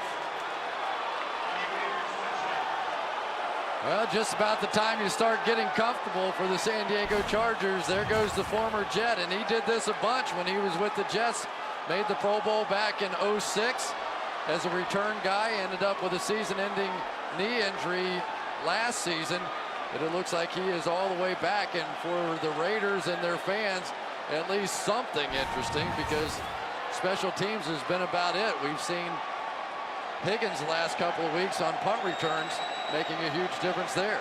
4th kickoff return for a touchdown by Miller. He had 2 in 2006, the year he made the Pro Bowl. And a little life for the Raiders. Phillip Rivers says, are you kidding me? They're down 20. And Miller was let go by the Jets when we were in New England because the Jets signed Ty Law and they released Justin Miller, picked up by the Raiders. Brandon Manumaleuga fields the kickoff on the squib with 5 seconds to go in the half. So Phillip Rivers, who's thrown a couple of touchdown passes, thrown for 149 yards in this ball game, will take the offense out onto the field and I would assume take a knee. I would think so. You've got to be satisfied with that. You certainly don't want to make another mistake like you just did on that kickoff team. But for the San Diego Chargers, between the offensive and defensive units, an absolutely perfect half of football. One slip up on special teams. Yeah, first half that featured 59 yards rushing by LaDainian Tomlinson, but Justin Miller, well, the Oakland Raiders at least gets them on the board with the 92-yard kickoff return. Oakland Raiders, what is going on? I mean, it just seems that every time they're in the national spotlight, it just goes all wrong for the silver and black. The last 3 times I was on the national spotlight with them, it was a Monday night, a Sunday night, and a Monday night, and we averaged 1 point a game. And if it wasn't for the kickoff return, we'd be out on the same pace tonight. Ain't no defense being played, no run fits. You're talking about a screenplay going, 16-play drive. Come on, Raiders, let's play some defense, because the one thing I did know, Burgess and that defensive line can play when they want to play. I just don't see it tonight. Raiders are doing what the Raiders do. A lot of penalties, a lot of turnovers, and that's Raider-type football. That's what has got them in a situation in which they're in, and giving up explosion plays. Well, I like what the Chargers are doing. Chargers 27-7 the score at the half. LaDainian Tomlinson has a touchdown in this ballgame. Phillip Rivers has thrown for repairs. We welcome you back to Thursday Night Football on NFL Network. Bob Popple along with Chris Collinsworth. Good first half for the Chargers. They did what they had to do. Let's talk a little Oakland Raiders and Jamarcus Russell. He turns it over 3 times. Now, Chris, the Oakland Raiders PR staff brought us all the players and Coach Cable yesterday when they got into town. Jamarcus Russell, a no-show. They tried to reach him. He said he was coming. Still didn't show up. Does that speak to the maturity level right now of where he stands right now and the job? Is he ready to handle what it takes to be a quarterback in the NFL? Well, I'm not a psychiatrist. I'm not going to pretend to explain away all that stuff, but I do know this, that this is the Raiders' worst nightmare. I mean, they drafted him #1 overall, and in his second year, you should begin to see some of the signs of a development. He's completing about 50% of his passes on the season, and you simply can't win like this. The only thing left for the Raiders to do at this point is to now go out and hire as a head coach the absolutely best quarterback developer that they can find and hope that they can turn it around. Because if Jamarcus Russell is a bust, and thus far he has been doing nothing to disprove that, then we have major issues for the Oakland Raiders. Well, now, Chris, tonight he gets sacked early, fumble. This sets up the LaDainian Tomlinson touchdown. A couple of ill-advised throws. Stephen Cooper has a couple of interceptions. The problem, though, is bigger, too, than Jamarcus Russell. The tackles don't block as well as they need to, and they don't have receivers that can make a play. Well, and, you know, Matt Ryan with the Atlanta Falcons, what do? They go down there, they get Michael Turner, they have somebody that can run the football, take some pressure off the young quarterback, go play action, and hopefully begin to develop him in a very gradual sort of way. But now for Jamarcus Russell, you look out there and you go, well, what's your hope? You know, he has a strong arm, yes, but in this league, it's not about arm strength. It's really not. It's about, are you accurate? Can you complete a high percentage? Can you keep your offense on the field? And so far, the answers for Jamarcus Russell have been no, no, no. And he suffered an ankle injury late in the first half to the right ankle, so we will bring you updates as they become available. Nate Kading will kick off to the bright spot for the Raiders tonight. Justin Miller, who had a 92-yard kickoff return near the end of the first half, but this one is going to be well short as he's tackled at the 16-yard line. Let's check in with Adam Schefter. All right, Bob, I just spoke to the Raiders head coach Tom Cable, who told me that Jamarcus Russell will not be back in the second half. He twisted his ankle. The good news for the Raiders is the x-rays were negative, so it's possible that Jamarcus Russell could be back next week. But for tonight, he's done. Andrew Walter in at quarterback. Next week, they play the New England Patriots in Oakland. Well, and this could end up being the biggest indictment of all. I mean, this San Diego Chargers defense has been allowing 70% of the passes being completed against them over the last 3 games, and yet they haven't been able to do anything offensively tonight, the Raiders. Vargas tripped up after a gain of a couple. We want to welcome those fans joining us on NFL.com, the NFL Network Thursday Night Football. A reminder, you can log on to NFL.com/live now for enhanced coverage of tonight's game. Andrew Walter in his 4th year out of Arizona State. 2 years ago, he did start 8 games, played in 12 for the Oakland Raiders. Did break John Elway's Pac-10 record with 85 touchdown passes while at Arizona State. Second down, Walter, Curry, incomplete. Antonio Cromartie made sure that Curry didn't come down with it. You know, Antonio Cromartie a season ago ended up with 10 interceptions as this defense was so dominant because they could rush the passer so well. This season, he's had a bad hip. He's tried to battle through it. You could see how difficult that was for him to make that turn there. He simply hasn't been the same player, but the beat goes on for the Raiders as there's yet another drop pass. Not an easy catch, but a play that Curry could have made.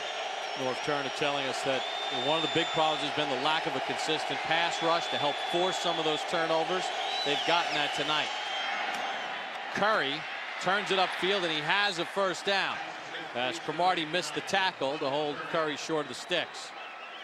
Well, and that's what you have to do as a quarterback in this league. And I think that Walter, with a little more experience, is going to come out there. He knows that the San Diego Chargers really are not that great a pass rush team, but get the ball out a little more quickly. Let your guys have a chance to make a play on the outside and see if you can't get something going. You take them down the field here, you score a touchdown, you've got a 27-14 game. All of a sudden it gets interesting. Fargas remains the tailback in a 1st and 10. Schillen's in motion. Walter, Fargas, across the 35. Stephen Cooper on the tackle.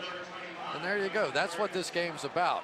If the San Diego Chargers want to sit back in those deep zones, you don't try and throw it down the field. You dump it off underneath to the back.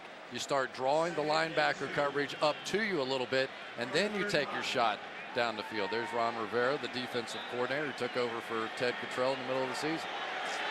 Ron Rivera came to San Diego after being defensive coordinator with the Bears. Fargas has a 1st down.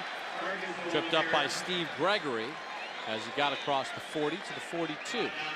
One of the things, sorry about that, Bob. But one of the things that Ron Rivera wanted to do with this defense this season when he took over was to begin to apply some more pressure and to have the cornerbacks on this defense, when they do start bringing pressure, to not play 10 yards off, to take some chances, to go for some interceptions, to try and create some turnovers and get this offense back on the field. McFadden on the toss. McFadden rambles up to the 47. A flag comes in late. Thrown by the referee. Holding on the Raiders. 71. John Wade, the center. Remains 1st out. Well, we've talked about the fact that Jake Grove is out with the calf injury. John Wade came over from Tampa Bay trying to take his spot. He's the center, and he'll try to come out and get the reach block. Unfortunately, as you get a little bit older, sometimes those reach blocks get a little bit tougher. Got a jersey full of Jamal Williams and got caught. Wade originally entered the league as a 5th-round pick of Jacksonville back in 1998. 5 years with the Jaguars, 5 years with the Bucks. 1st year with Oakland. First and 20. They'll hand it off to Michael Bush, and he picks up a couple. Jamal Williams on the tackle. Live Thursday Night Football continues on NFL Network with an NFC face-off between the Saints and the Bears. Don't miss Thursday Night Football live next Thursday at 8 Eastern on NFL Network. Bears made the trip to the San Diego Zoo. Go back to Chicago for next Thursday. We appreciate the promo help. Boy, that it's going to be interesting in the North now, depending on what happens with Kevin and Pat Williams. Can the Chicago Bears now begin to overtake the Minnesota Vikings because of that loss, if in fact it is a loss for the Vikings? Bears currently a game behind. Walter checks down again over the middle. That's Curry. Tackled at the 38-yard line. Short gain on the play. Stephen Cooper again on the tackle. But again, it was a penalty on the Raiders that had basically put this struggling offense in a position where they have to, instead of going 1st and 10, go 1st and 20. And at that point, we know they're not that talented to begin with, so you can't add yardage to what's been a very difficult proposition for this offense all season. Well, at least gotten the ball to 2 different receivers tonight. Higgins and Curry each have 2 catches. 3rd and 14. Walter works over center. Fargas, the tailback. Walter's going to get sacked as a flag flies as well. Giles Tucker came storming in. I think Quaim Harris is going to get called for the hold, but he didn't hold well enough because Tucker still got the sack. Result to the play. 4th down. If you're going to hold, don't let your quarterback get hit. I mean, that's the reason San Francisco let him go. Number 77, a left tackle, just gets beat by Giles Tucker. Giles Tucker is the guy that essentially hasn't been good enough this season, and replacing Sean Merriman, a big reason for the fall off. And it's just one after another. Justin Fargas couldn't pick up his block inside, and it's not much fun playing quarterback for the Oakland Raiders right now. And it was meat at the quarterback with Phillips and Tucker. Leckler with a low punt. Sproles from the 21. Flag on the play as Sproles gets dumped at about the 29-yard line. We'll check the penalty again as Wayne Harris has had a rough night. First-round draft pick, and the Raiders have a bit of a history. If first-round draft picks get cut, they say, oh, why not? Let's take a chance. He obviously has some physical skills. Didn't work out this time. Return, illegal block in the back, receiving team number 24. 10-yard penalty, first down. Cletus Gordon called for the penalty. Well, Tom Cable, the former offensive line coach, can't be happy with his offensive lineman here tonight in San Diego. And it appears this negotiation's at an impasse because we're not budging, and we got all day. Actually, we'd have to pay a fee to change our flight. Well, now, perhaps you would consider... Agreed. With the 5%... No problem. And controlling interest in... Done. Done. Desperate to avoid change fees? At Southwest Airlines, we don't charge change fees. There may be a difference in fare, but unlike other airlines, we don't penalize you for changing plans. Southwest, low fares, no hidden fees. Got a package full of wishes, a time machine, a magic wand, a globe made out of gold. What kind of world do you want? This holiday, our soldiers need your support more than ever. Go to Sears.com to help make a difference in the lives of our military heroes with a donation to the Heroes at Home Wish Registry. Help fulfill their wishes at Sears.com. This is the new MacBook. Its advanced aluminum and glass enclosure is completely recyclable. It's engineered to be so efficient, it runs on 1/4 of the power of a single light bulb. And it's made without many of the harmful toxins found in other computers, like mercury. The new MacBooks, the world's greenest family of notebooks.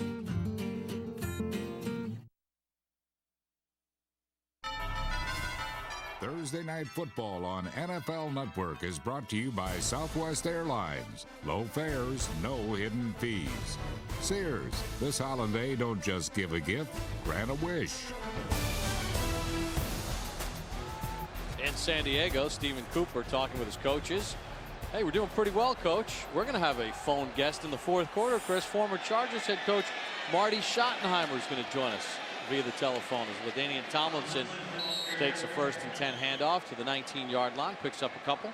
That Marty Schottenheimer that was sort of let go when he was 14-2. That Marty Schottenheimer? Not Marty Schottenheimer. Okay, all right. The one who was very successful in Cleveland and Kansas City. Always had a very good running game and great defense. There's A.J. Smith to the right of your screen, general manager of the San Diego Chargers. Everybody under pressure here in San Diego these days. This will help a little, though. 2nd and 6. Oh, Thomas got hammered by Kirk Morrison. Well, I tell you, there's one guy for the Raiders that'll never stop playing, and it's this guy right there, one of the leaders in the National Football League as far as tackles are concerned, getting penetration, getting right in the face of LT. Oh, man, I mean, that is picture perfect, right underneath the chin of LaDainian Tomlinson. I hope he had on one of those padded chin straps or he'll be heading in for stitches pretty soon. Yeah, we talked with Kirk before the game. He was all fired up. He played his college football here. He's got a ton of family and friends here to watch him. He says, oh, usually play well here. Rivers, Jackson can't reel it in. Stanford route on the coverage. Well, there are a few good things for the Raiders that make sense for the future around here. Thomas Howard, Kirk Morrison, guys that certainly can make plays. Jabril Wilson coming over from the Giants, Nnamdi Asomugha, guys that can play. Tommy Kelly on the defensive line. But this organization has to get moving in the same direction. But that was a nice stop that time by the Raiders coming out for the first time. Mike Cyphers punt. Johnny Lee Higgins calls for a fair catch at the Oakland 44-yard line. So the Chargers with a 20-point lead. Raiders have the ball. Kirk Morrison, he came to play tonight for Oakland. Legend has it, Rocky Mountain miners knew how to celebrate with get-togethers called banquets. Their beer, Coors, they called it banquet beer. brewed with Rocky Mountain water and only the best high country barley for a full flavored taste. Savored by generations since 1873. Times have changed. Coors never will. Coors, the banquet beer. A Verizon phone. Thanks, honey. There's more. Oh, no way, a digital camera. There's more. A music player. Uh-huh. Oh, wow. A GPS with turn-by-turn directions? There's more.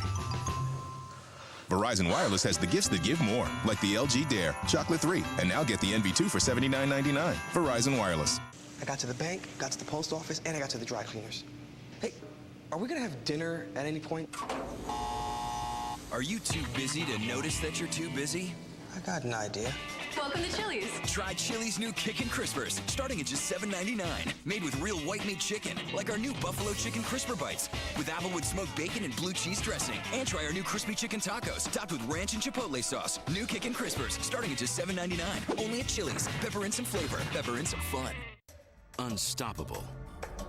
Paula Creamer is. So is her Citizen Echo Drive watch. Fueled by light, it never needs a battery. It's unstoppable, just like the people who wear it. San Diego in total control here, 27-7 with 8:26 to go in the third quarter. Bob Papa, Chris Collinsworth at Qualcomm Stadium. Only touchdown for the Raiders. A 92-yard kickoff return by Justin Miller. Andrew Walter in at quarterback after Jamarcus Russell suffered an ankle injury at the end of the first half. Walter checks down. Zach Miller stood up by Weddle at the 49-yard line. It's a gain of about 5. Well, Chris, I mean, it's just been a train wreck tonight for the Oakland Raiders. We got Warren Sapp and Marshall Faulk down on the field. Warren, you made comments earlier this year on Inside the NFL about how bad it is with the Raiders. This is not an advertisement to show that it's gotten better, is it? I tell you what, regular Raider football, penalties, back plays for the opponents, and a 20-point lead for them. You know, Warren, give us some idea, you know, people who come out of here, and certainly Lane Kiffin with the indictment that it's dysfunctional family around here. What is it like to play for the Raiders? I tell you what, it's a situation where you're in the locker room. It's a family environment where the guys work and, you know, you go out to the practice, but you know there's a hand or wheeling going on over the top when your coaches come in and tell you, we can't do this, we can't do that. You know, there's no give and take between the players. So you would like to have a little more input when you were dealing with Rob Ryan and this defense. Oh, no doubt about it. Whenever you're talking about a situation where, like tonight, they don't have run fits. There's no responsibilities. And you see LT getting the ball, Sproles getting the ball, and it's being exposed. I mean, when you're talking about a 16-play drive, that's the epitome of the NFL. Make them earn it. 16 plays, Raiders have no answers for anything. 3rd and 4. Walter just bounces it. Marshall, I mean, you watch this unfold, and for the guys that are out there trying, you wonder what keeps them even motivated at this point. Without a doubt. And I wonder, how did the Raiders win 3 games? That's a good question. You watched them play tonight, and we know that the Chargers aren't healthy. They're not at full strength. I mean, they've only won 4 games, but you're looking at the Chargers, and they're looking like an 11-win team right now playing against the Raiders. This game, I felt like it would be highly competitive, and I don't know how these guys come out and continue to work and continue to do the things that you need to do in order to compete. You know, I'm not even talking about win games, but just to get out on the field and compete. It has to be tough going into a locker room day in and day out. Marshall, we'll get like back to you in this. just a second.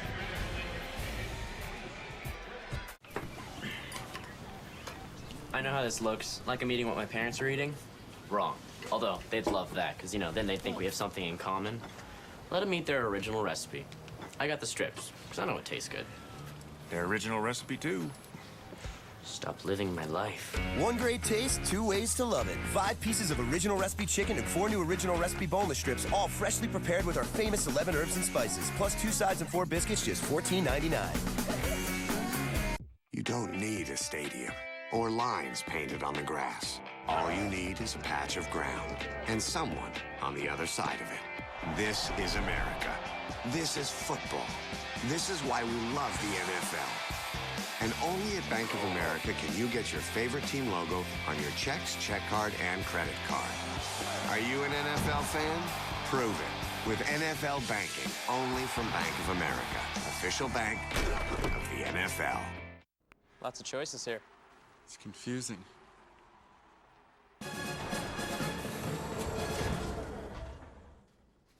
Look, most major sports are shot on Sony HD cameras. So if sports are shot on a Sony, shouldn't you watch them on one? Yes. I don't really like sports. Chicken, no.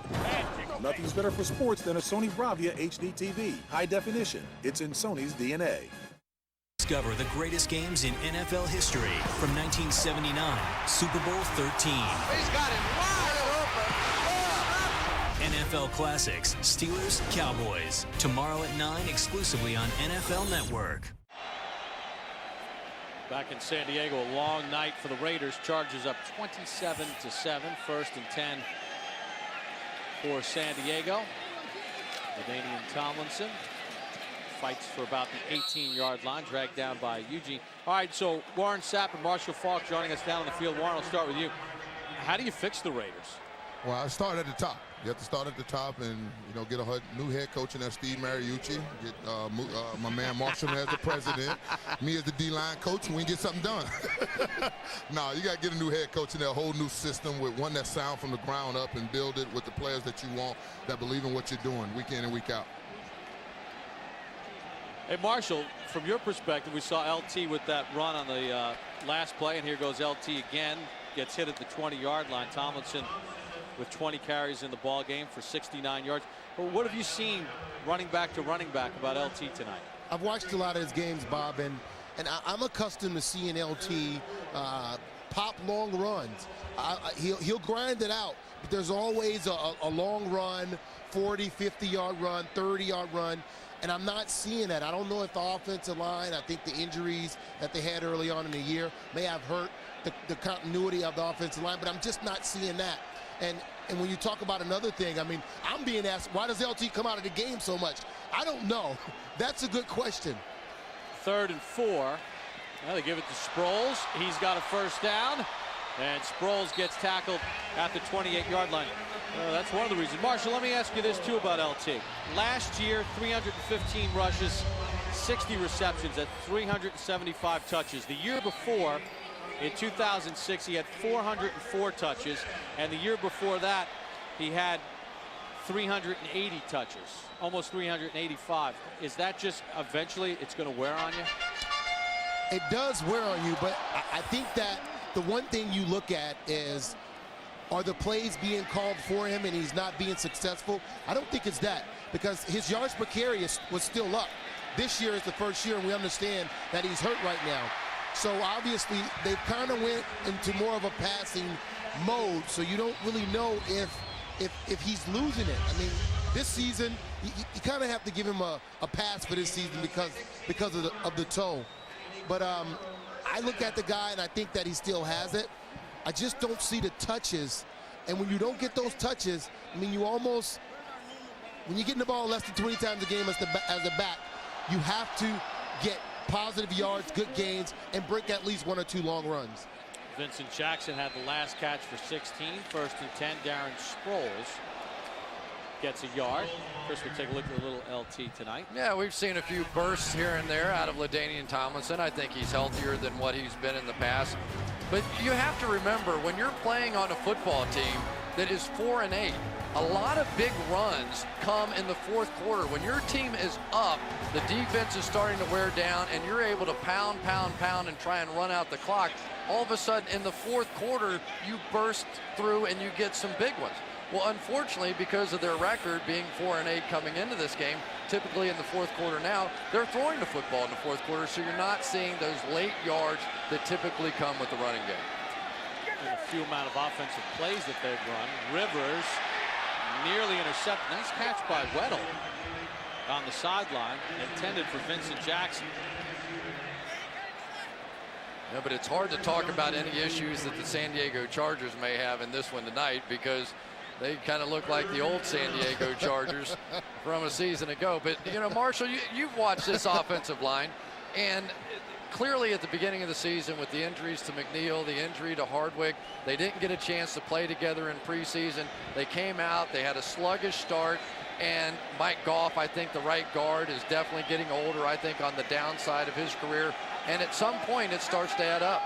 Well, they started the season without McNeil, Hardwick with the foot, and you lose one lineman, you're in trouble. You lose two offensive linemen, I mean, you're really going to struggle. And that's what's happened. They've struggled to run the football. Passing becomes something that you could do, but the way that they used to run the football, that power game is just not there right now. Yeah, I tell you, it's tough, too, when you watch Darren Sproles come in the game and compare his quickness to LT at this point. You start going, oh, yeah, that's what LT used to look like there. Marshall, thanks for a couple of minutes. We'll hear from you on the post game. The Cypher has punched the football away. Higgins inside his own 10, steamrolled back at the 5. Malcolm Floyd on the tackle. All San Diego Chargers tonight. They lead by 20 here in the third. Test number 4387. Colts wide receiver Reggie Wayne, Reebok Hex Ride shoes. We're ready for you, Reggie.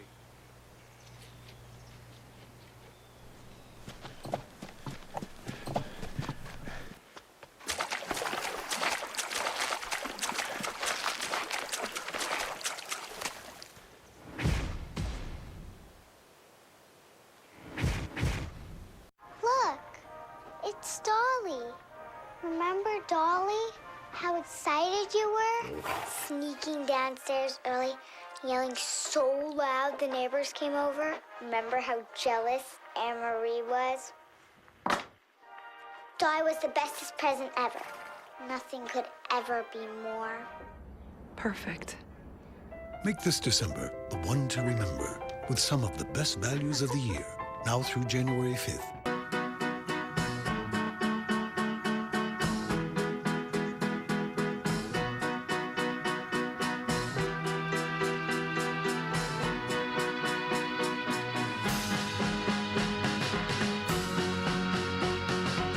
Free Wi-Fi, giving you the freedom to get out and work wherever you want.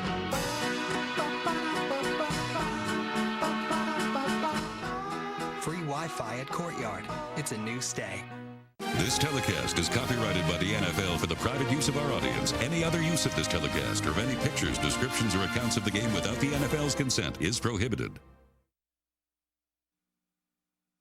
And to go be a head coach in the NFL and deal with the personalities in the NFL of the players and to deal with the completely dysfunctional franchise when you get there, that's something that wasn't a joke. You know, you can't go to school and learn crisis management like going there. Lane Kiffin introduced Monday as the 21st coach in volunteer history, fired by the Raiders in September after 20 games, 5 and 15. Fargas on a first down carry, bounces it out to about the 9. One of many things going on in the NFL.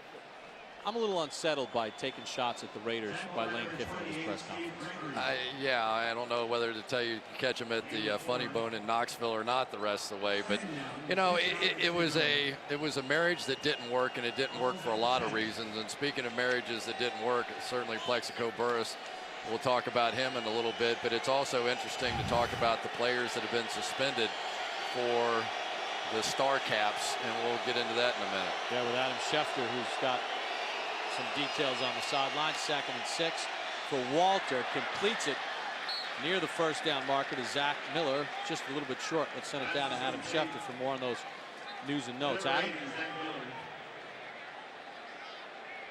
That now face the prospect of losing both Kevin Williams and Pat Williams. And right now the Vikings are living in a state of uncertainty because both players are trying to stave off the suspension to be able to play Sunday's game against the Detroit Lions. Now here's the interesting part. If they're able to stave off the suspensions and play Sunday, the 4-game suspensions, if they are upheld, still would go into effect. So that means that Kevin and Pat Williams could wind up playing Sunday against the Detroit Lions, but missing a playoff game if the Minnesota Vikings can wrap up a postseason spot.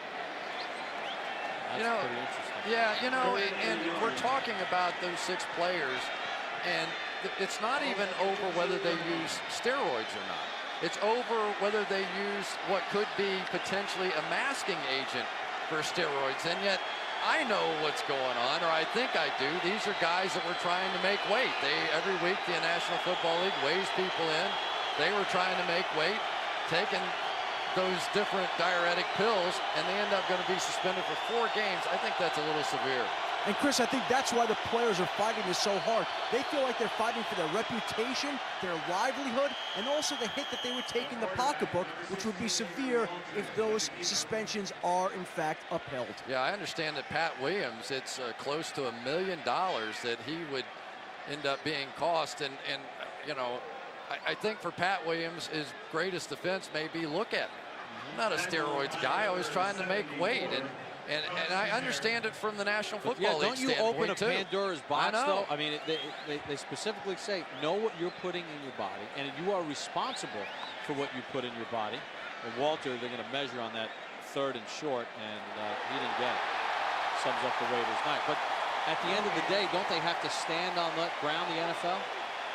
I suppose. I think that common sense occasionally has to kick in, and to me, if you were talking about did they take steroids or not, maybe I'd take a little tougher stance.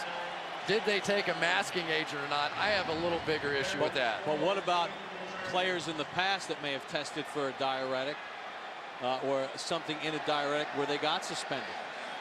Do they go back and say, hey, well, what about me? You know, I understand the issue. I think at some point, though, for certain players, and when you look at the big picture of this, with the fact that it wasn't on the label, did they really get the letter or not that told them that you weren't allowed to use that? There were so many other issues that come into play on this one. I think it's a tough call for these 6 guys. Leffler's punt goes inside the 30 as Walter kind of summed up the Raiders' night, not able to get a 3rd and inches. Easy night for Phillip Rivers and the Chargers, up 20.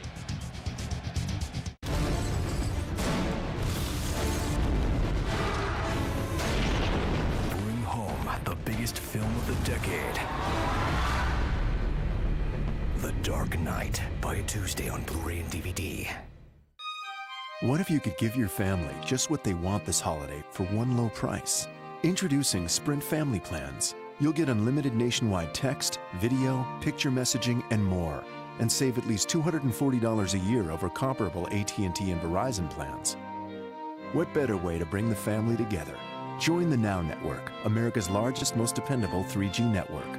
Come to a Sprint store and find out how much you can save. There is a team that is like no other team in the world. They are Supermen. They are mythic. They will welcome you, challenge you, cheer for you. And when they raise their flag in victory, you will know what these men and women are fighting for, and you will feel fortunate to be counted among them. They're strong. Then there's Army Strong. To see strength like no other, go to GoArmy.com. One great taste, 2 ways to love it with the new KFC 2 Originals meal. 5 pieces of original recipe chicken and 4 new original recipe boneless strips, all freshly prepared with our famous 11 herbs and spices, plus 2 sides and 4 biscuits, just $14.99. The guys break down the game each week before Thursday Night Football. Total access on location, presented by Sears, only on NFL Network. Thursday Night Football on NFL Network is brought to you by The Dark Knight on Blu-ray and DVD, December 9th. Santa's getting ready to make his journey at the end of the month. Think he's going there? No, he's going there. Might skip that house. 1st and 10 for the Chargers. They lead it 27-7. Rivers to throw on 1st down. Rivers for Chambers, knocked away by Asamoah. As we take a look at the San Diego schedule, trying to keep these faint playoff hopes alive. Well, essentially, they're going to have to win them all and hope that the Denver Broncos lose 3 out of 4. They can take care of their own business at the end of the season when they play the Broncos themselves. Pick up the win here tonight. You know, stranger things have happened. We saw the Broncos earlier this year. They have so many injuries at the linebacker position, at the running back position. Is it possible they go on a little skid at the end of the season? Yeah, it's possible. But I tell you what, that win over the Jets last week was monstrous. There's LT getting the edge. Asamoah runs him out of bounds. Let's take a look at the Denver Broncos schedule here and match it up talking about San Diego. They've got to play Kansas City, then at Carolina. Buffalo's a team that's kind of fallen apart. I mean, it's possible. Well, and the Kansas City Chiefs, as the Raiders found out last week, that's a team that's getting a little bit better. And anytime you're talking about divisional games, I don't care. You know it and I know it, that those divisional games, everybody knows each other so well that sometimes that's when the most surprising results come out of the National Football League. Except for tonight. Except for tonight, yeah. Not a real stunner here. 3rd and 1 for the Chargers. And more flags. False start. Marcus McNeil, the left tackle. Remains 3rd down. Now, this is a team in San Diego that typically wins all of them, though, when it comes to the month of December. They have been so good at closing down the stretch, and you think of this football team and sort of limping into New England a year ago and what they were able to do to pull that one out. And a few years ago, after the interception in the playoff game against New England, where they could have knocked the Patriots out of that one had they had just taken a knee after the interception. So there have been a lot of opportunities for big moments for San Diego the past couple of years. 10 in a row in December, as you saw the streak. 3rd and 6. Jackson has a first down to the 41-yard line. Kirk Morrison finally knocked him down, and he looks around and says, "Where are you guys? Someone help me?" Yeah, bail me out. And that'll take us down to the end of the 3rd quarter. It's been not a good night for the Raiders defense and Rob Ryan, as San Diego has been able to do whatever they wish. They've forced 3 turnovers, and right now they're in total control through 3, up 20. Unstoppable. Eli Manning is. So is his Citizen Echo Drive watch, fueled by light. It never needs a battery. It's unstoppable, just like the people who wear it. Tomorrow, this deal is going down. The battle between good and evil begins. Somebody has to punish the corrupt. Raise your armies. Punisher Warzone. Clock's ticking. Rated R. In theaters tomorrow. Each night after Thursday Night Football, the guys recap the game live from the stadium. The Home Depot postgame show, following the game on NFL Network. A young lady come in the store, and she was shopping for a phone for her husband for Christmas, but she was concerned that he was going to end up finding out. I told her, I said, we can do the upgrade on your phone, and we'll leave his old phone still activated. When he goes to bed, you take his SIM card out of the phone and put it in the new one, and then wrap it up. Have somebody from another room call the phone, and it'll ring under the Christmas tree. And she thought that was the greatest thing in the world. I could just imagine, you know, the look of excitement on his face when that box started going off. The new 375 horsepower Hyundai Genesis has a more effective braking performance than the BMW 550i. So you can avoid the obstacles you expect. It also has an extraordinary system of safety features. So you can deal with the ones you don't. Find out more at HyundaiGenesis.com.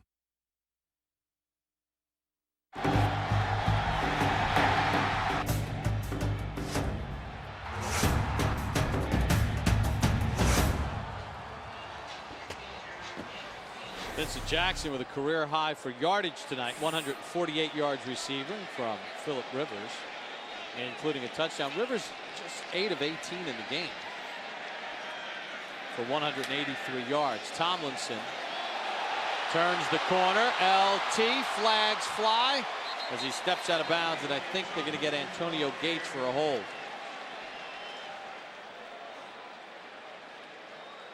So LT's long run coming back. Gates on the outside of your screen there, trying to make one of those running blocks, and you can see the jersey. Offense, number 85, 10-yard penalty, repeat, first down.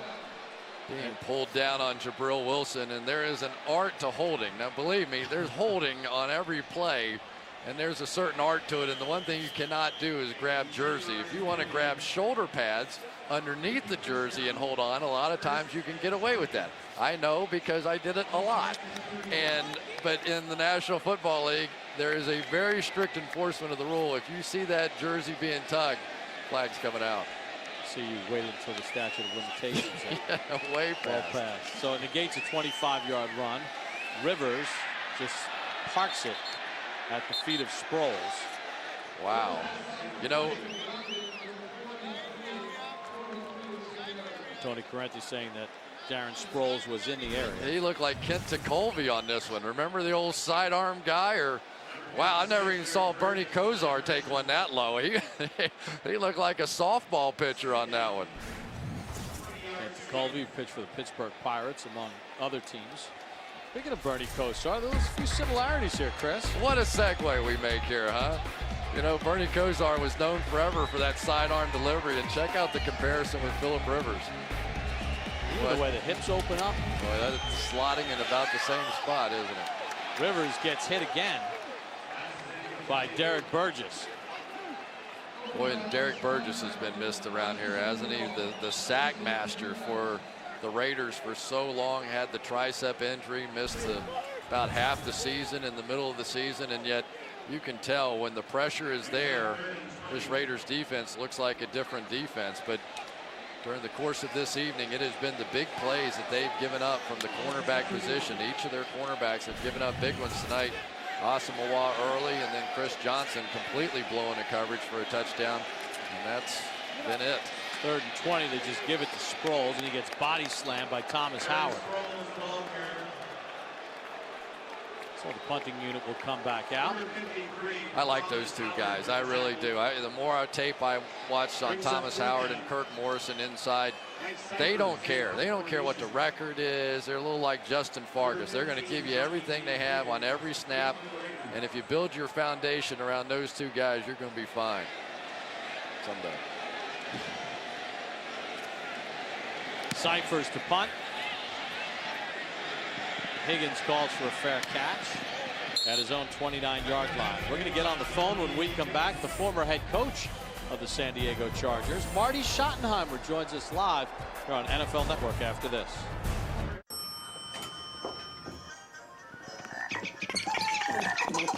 What's going on?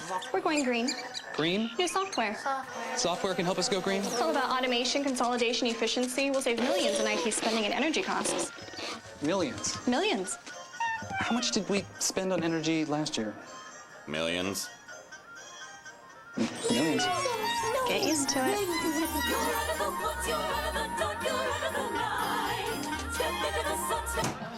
I had the worst stay ever. That's nice. Mind if I vent for a while? Mine? I prefer it. First, I get to work, and the elevator's broken, so I have to medicine. Alice totally pulls rank from the That's vent. What are you talking about? I'm talking about venting. What are you talking about? The vented wide mouth can from Coors Light. It lets in air for a smooth, refreshing pour. So should I start venting without you? Frost brewed Coors Light, the world's most refreshing beer. This year, a Radio Shack associate suggested a GPS receiver for my husband. Later, the kids tried to find Santa with it. And amazingly, it took us to this small town where we found a great little diner. Wasn't Christmas fun? Yeah. Chocolate kids. The kids will never forget it.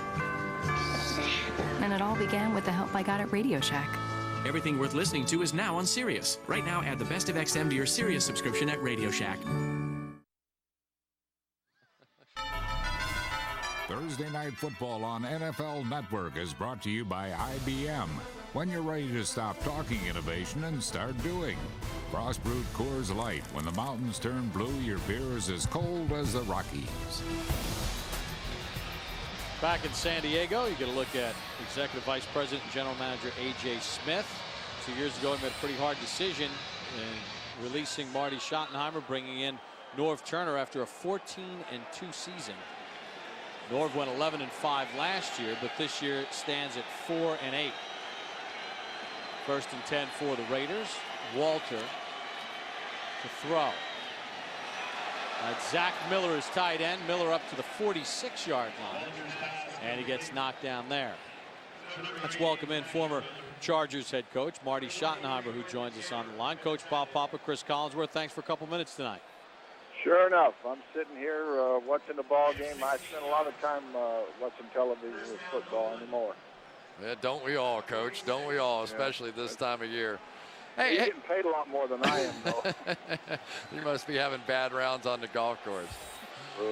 Hey, Coach, take us back a little bit, if you would, please, to that fateful day when you were no longer the head coach, as we see a little big hitting going on here from your former team. But when you just finished up a 14-2 season and found out you were no longer the head coach. Well, quite honestly, you know, it didn't come as any surprise. The situation really had become very untenable, Chris. The relationship between the general manager and myself was such that I think that the owner had to do something. Well, A.J. Smith there, and we had all the rumors and all the conversation had been that essentially you wanted to bring in your brother as the defensive coordinator, and when Ted Cottrell was brought in, that was kind of the last straw. Is that about the whole of it? Well, actually, I think, you know, they had an idea what they wanted to do. I did want to bring my brother in for an interview and sit down and visit with him. Dean came in and indicated to me that he would rather not have that be the case, and I was a bit insistent. So he came back later in that same day and said, well, I'm going to have to let you go. And I said, well, ownership has its privilege, so. Marty, interested in getting back in as a head coach? No, not at this point in time. I'm really settled in down here in Charlotte. Again, as I said earlier, I don't ever want to say never, but not likely at all. Do you ever second guess that at all? I mean, here you were head coach of a 14-2 team. You lose in an improbable way in the playoffs that year. Do you ever sit around and think what could have been with the San Diego Chargers if you had stayed? Not really. I mean, I knew that we had a pretty good football team there, and, you know, it appeared to me that there was a bright future. A year ago, they played terrific, and they've struggled this year. But I never really concerned myself about that, sir. Marty, thanks for a couple minutes. 4th and 2 here for Walter over the head of McFadden. And incomplete. So on 4th down, the Raiders fail. We thank Marty Schottenheimer for joining us. His former club, the Chargers, beating a hapless Raiders team tonight. What are you, Nugnuts? McDonald's tender, juicy, made with white meat chicken McNuggets. Dip them, stack them, pop them, love them. You Nugnut, you.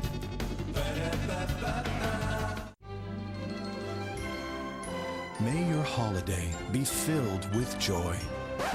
And may Joy have season tickets on the 50-yard line. Have a great holiday. Miller Lite. Great taste, less filling. You look like you're about to show off your team pride by stapling Reggie Bush to your wall. Watch out. Instead, get a fathead. Bigger gifts are better gifts. Go to fathead.com now and get a gift that will make their holiday. At their basic price, the phone company gives you unlimited calls locally. At $24.99, Vonage gives you unlimited calls nationally. All of Canada and Puerto Rico, plus free calls to 5 countries in Europe, and pennies a minute around the globe, including Mexico. Vonage works by connecting your high-speed internet with your phone. Get more of the world, just $24.99 a month. Call 877-4VONAGE and get your first month free. So the Storm is the world's first touchscreen BlackBerry. It's only on Verizon Wireless, and it's got this huge, brilliant screen. It's perfect for videos, pictures, and more. Now get a free Bluetooth headset with purchase at Best Buy. I love this thing. Next episode of Thursday Night Football. Drew Brees and the Saints tangle with the Bears. Touchdown! When all you want is football, there's a place that has it all. NFL Network's Thursday Night Football. Saints, Bears. Next Thursday night at 8.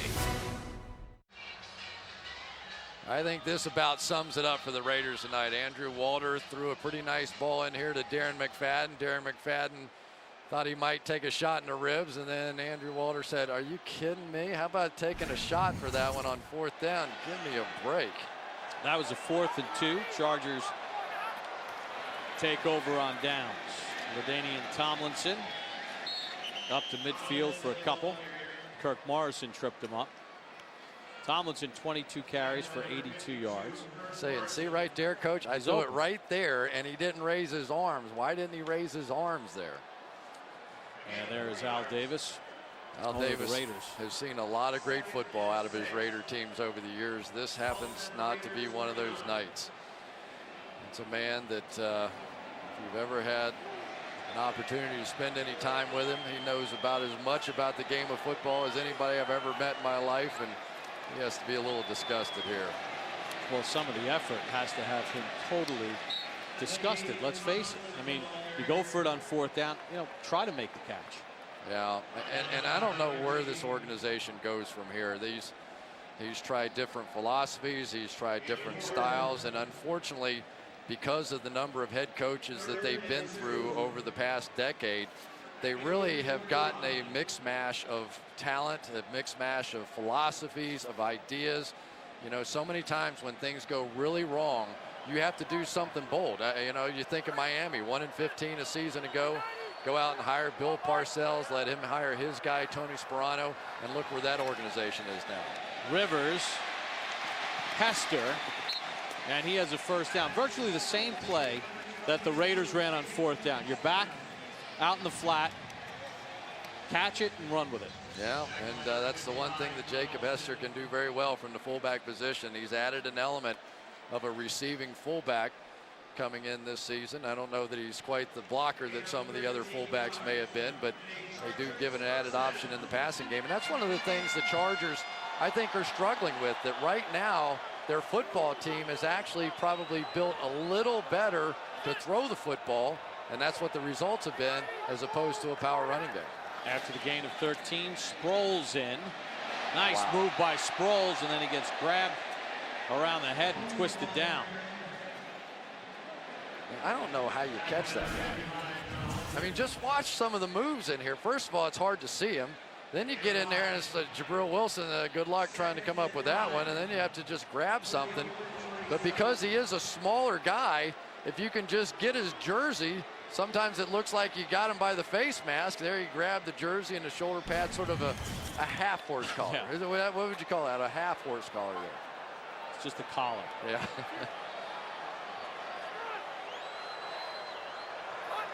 Pony collar.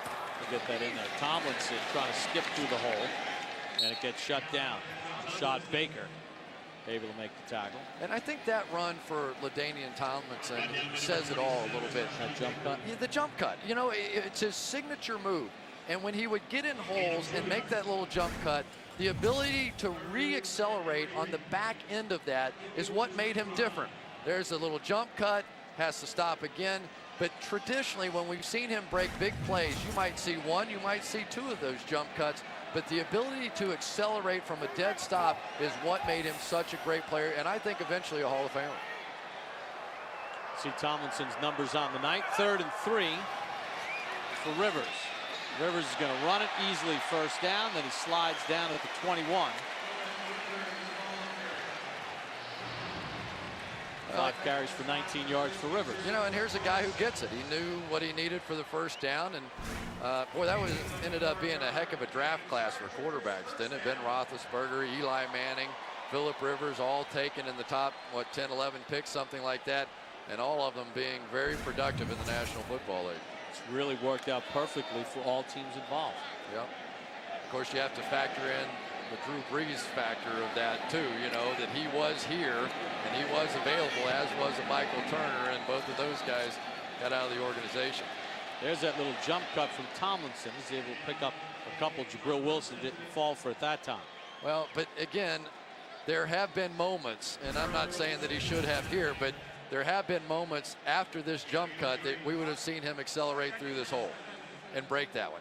That little half step of difference in LaDainian Tomlinson, I think, has been, not that he's not still a great player and not that there aren't issues on the offensive line, but I think because of that toe injury that he got the first week of the season, just a little bit of difference in that reacceleration. And, with great players, you compare them to themselves. Yeah, really. Not the rank and file. You're comparing him to LaDainian Tomlinson in his prime. Little screen for Sproles with a block. Sproles going to walk right in. He had Mike Goff leading the way, and it was easy for Darren Sproles. His 2nd touchdown catch of the night. 18 yards. Nice block up front by the veteran Mike Goff, but once again, we're seeing with Darren Sproles in the game, an obvious screen situation, very little reaction on the part of the Raiders reading this. As they take off in their man coverage, there simply is nobody left on the outside. Linebacker went, thought Sproles was blocking, he snuck out on the screen. Second time tonight, touchdown on a screen pass. Third touchdown pass for Rivers tonight as Kading knocks through the extra point. Philip Rivers now with 26 touchdown passes on the season against 10 interceptions. 2 of them tonight have gone to Darren Sproles. The route continues in San Diego's favor. Inside voices, please. How can you explain the Johnson's success? The Johnsons had a game plan. They knew the Motorola lineup, what phone works for what person, and they bought all over us right down here. What about Mrs. Johnson? I like the way you raised your hand.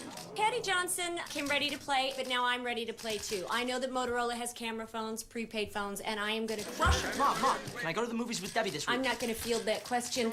You got to have a game plan. This changes everything. This season, find the best selection of Motorola phones at unbeatable Walmart prices. And I can smell victory.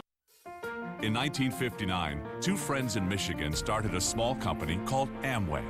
Today, we help over 3 million people own their own business, have sales of over $7 billion, and operate in 50 different countries.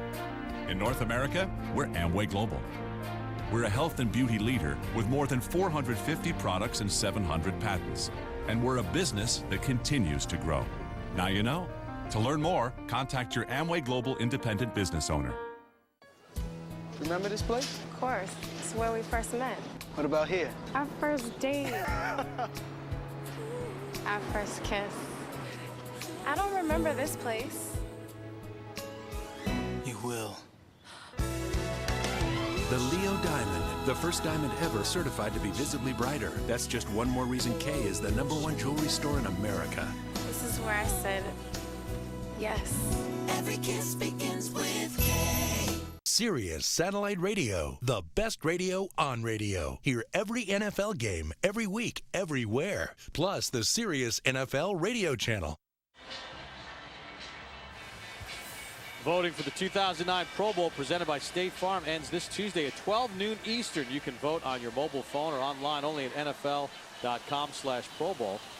I vote for Rich Eisen. That's how he spent the day off yesterday. Good job by Rich. I would give Rich $100 to do that one time, as long as I got to go watch. It's been all Chargers tonight. Raiders 9 possessions, 5 punts, 3 turnovers, 1 on a loss of downs. And it has just been a mess. You know, this was sort of a weekly occurrence for the San Diego offense over the past 6 years or so with LaDainian and Tomlinson running the football. It just hasn't been so this year.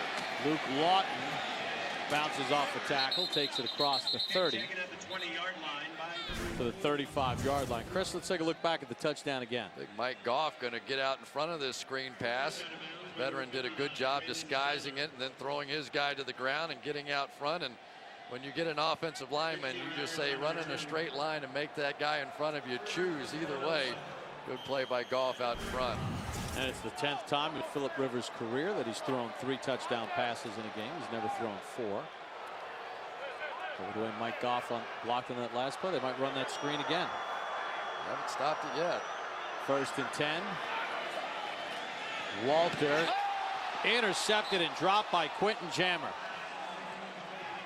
Well, he anticipated that perfectly. Well, that's exactly what Ron Rivera has been asking his corners to do. That time, San Diego came with a pretty elaborate blitz, a double stunt inside, and he has been asking his cornerbacks on the outside, when we blitz, you squat and jump the route. You know they have to get the ball out of there quickly. Don't keep backing up. That time, Quentin Jammer executed it perfectly, except he dropped the ball. Jammer with 2 picks this season. Michael Bush to the 39-yard line, picks up 4 on the play. There's Ron Rivera, the defensive coordinator of the San Diego Chargers, who replaced Ted Cottrell. You know, it's amazing that basically he was not rehired in Chicago after having the Super Bowl. Oh, having such an incredible run with some of the best defensive statistics in the league, going for 2 or 3 years in a row, and yet his beliefs and Lovie Smith's beliefs really were never the same beliefs. You know, Lovie wanted to play that Tampa 2. Walter gets hammered. Sorry, Chris. Sean Phillips gosh. Well, now we're seeing Sean Phillips on the backside at will linebacker. And I'm going to tell you what, Bob, I think you'd have gotten that sack.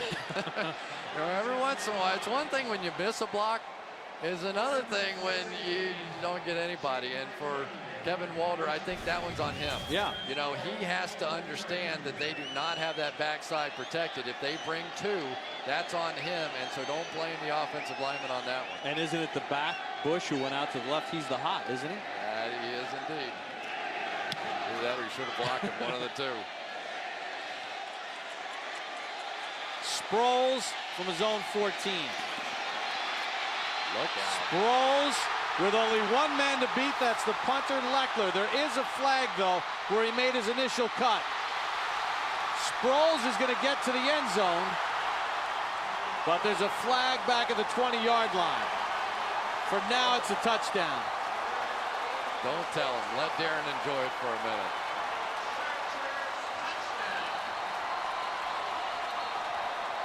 And now reality's setting in, because right where he made his cuts is where the flag is.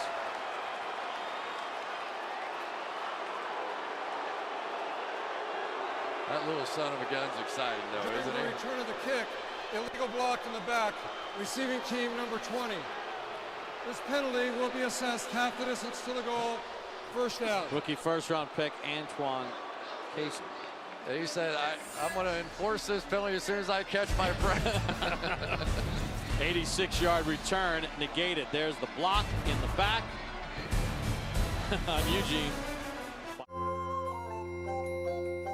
Gather ye family while ye may. And ye may want to bring ye beer to ye gathering. Have a great holiday. Miller Lite. Great taste, less filling. National Car Rental? That's my choice. Because with National, I roll past the counter and choose any car in the aisle. Choosing your own car? Now that's a good call. Go National. Go like a pro. Nothing transforms any room of the house quite like a fathead. Bigger gifts are better gifts. Go to fathead.com now and get a gift that will make their holiday. Fighter 1, you've selected Oscar De La Hoya. Fighter 2, you've selected Manny Pacquiao. It's a dream match, but it's no game. This fight is real. De La Hoya, boxing's biggest star. Power, courage, and a devastating left hook. Pacquiao, boxing's pound-for-pound best. Speed, agility, and a crushing will to win. The dream match, De La Hoya versus Pacquiao. Saturday, December 6th, live on DirecTV pay-per-view channel 123. So the Storm is the world's first touchscreen BlackBerry. It's only on Verizon Wireless, and it's got this huge, brilliant screen. It's perfect for videos, pictures, and more. Now get a free Bluetooth headset with purchase at Best Buy. I love this thing. This week on Game Day Morning, can the Cowboys keep their playoff hopes alive in Pittsburgh? Plus, how will Plaxico's problems affect the Giants as they race towards the postseason? NFL Game Day Morning, Sunday at 10 Eastern, only on NFL Network. Antoine Casey pushing Hiram Eugene right there. And that's the flag negating the 86-yard punt return. Yeah, and it's not much of one, but I think he did redirect the Raider player, so I'm not surprised with the call, but I'm sure there are people sitting at home right now, especially Darren Sproles' parents, going, are you kidding me? Wasn't much, but just enough. Kaysen is a rookie out of Arizona State, taken 27th overall in this past year's draft.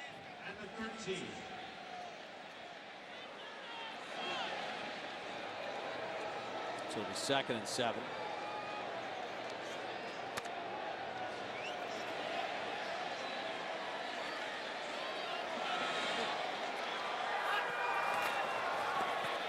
Hester again.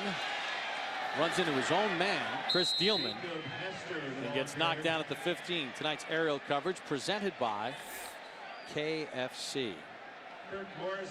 Things have gone swimmingly for the San Diego Chargers tonight. Dominating this game from the beginning.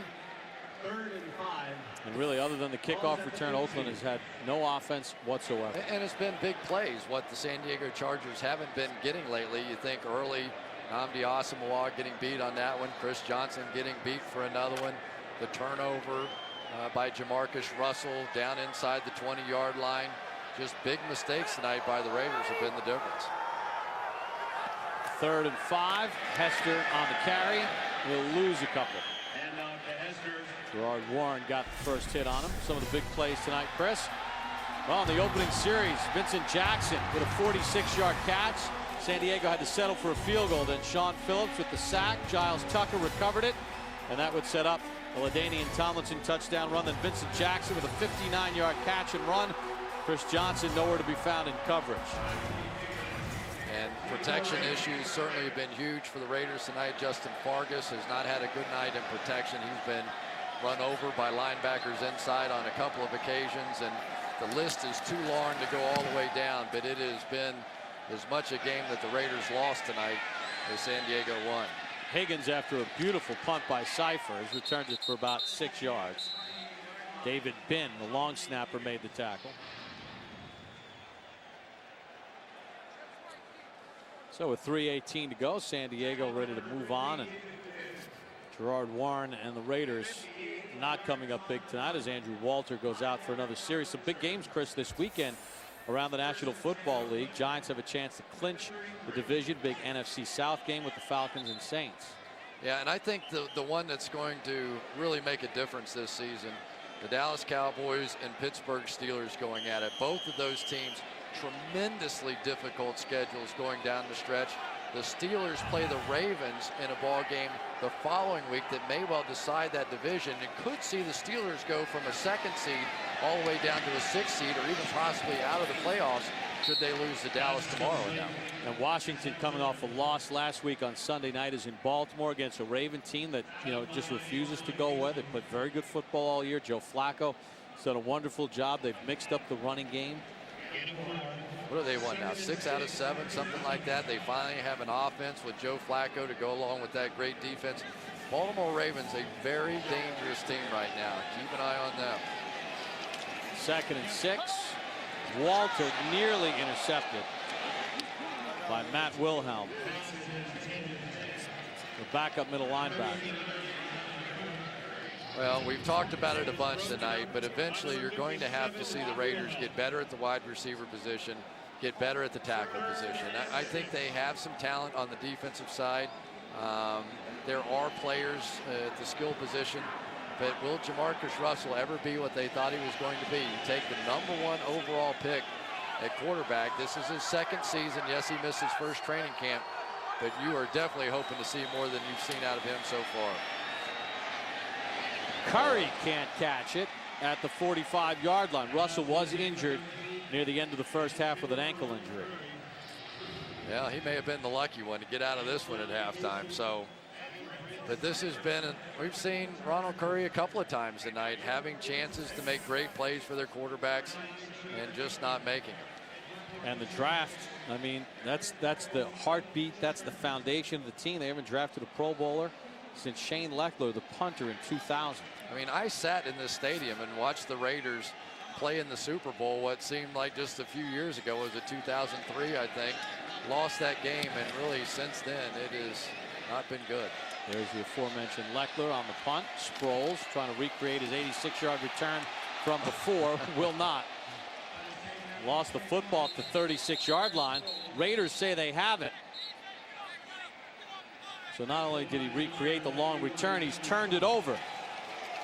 First turnover of the night for San Diego. I think Trevor Scott's the guy that forced it. Trevor Scott engulfed Darren Sproles. I mean, he wasn't even the guy that ended up knocking it out. No, it was actually knocked out. Ekajuba. Yeah, Ekajuba was the one who knocked it out with his helmet. There you go. Isaiah Ekajuba. I saw you hesitate on that name. I had to go ahead and throw it out there for you. You had it? I gave you that one. All right. So a turnover by San Diego, their first of the night. And the Raiders will have the ball in plus territory.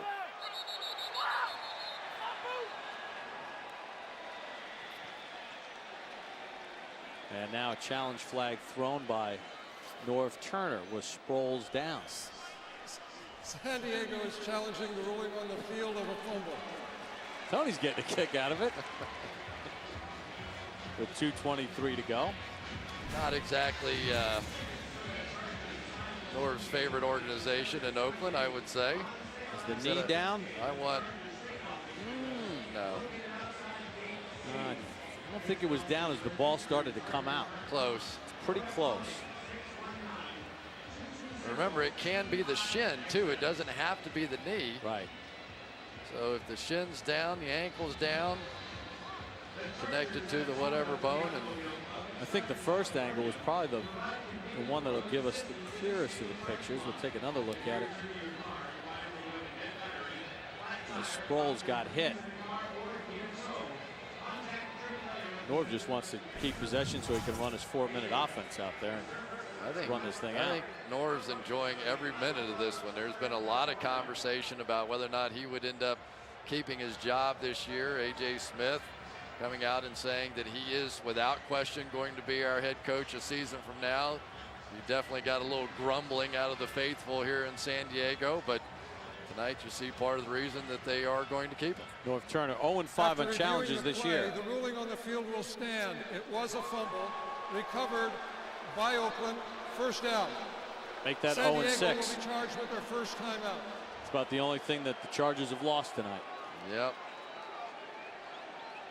You know, talking about Norv and the season at 4-8. I mean, they were 11-5 last year in the AFC Championship game, and were within a couple of plays of upsetting the New England Patriots. There's no question. It's just hard to imagine. I don't know of any publication, of any expert that didn't have this team in the playoffs as the season started. Walter on a 1st and 10. Right to Wilhelm, and he picked it off. He almost threw it to him last time, Chris, and that time he made sure that he held on to it. And Wilhelm gets his first pick of the year. Well, I think the Raiders are going to have to find a heck of an offensive mind, a heck of a quarterback coach, a heck of a guy that can take a position and turn it around, because right now the quarterback play for the Raiders is abysmal. And as you look to the future for this franchise, they have to find somebody to develop a quarterback. You know, in this league, you're just not going to win games. And maybe Wilhelm's a guy. Shoot, trade for him. He can do that one pretty well. Yeah, gave a souvenir. Wilhelm's first pick of the season. Started 14 games last year. Had 3 interceptions. Hester on a 1st and 10. And that'll take us down to the 2-minute warning. Here in San Diego. Matt Wilhelm telling everybody about that pick. Chargers comfortably in front, 34-7.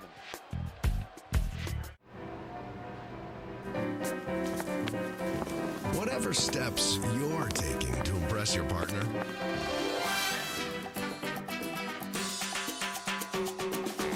don't let erectile dysfunction get in the way. Viagra, America's most prescribed ED treatment, can help you enjoy a more satisfying sexual experience. To learn more, take a spin around Viagra.com. Ask your doctor if your heart is healthy enough for sex. Don't take Viagra if you take nitrates for chest pain, as it may cause an unsafe drop in blood pressure. Side effects may include headache, flushing, upset stomach, and abnormal vision. To avoid long-term injury, seek immediate medical help for an erection lasting more than 4 hours. Stop taking Viagra and call your doctor right away if you experience a sudden decrease in vision or hearing.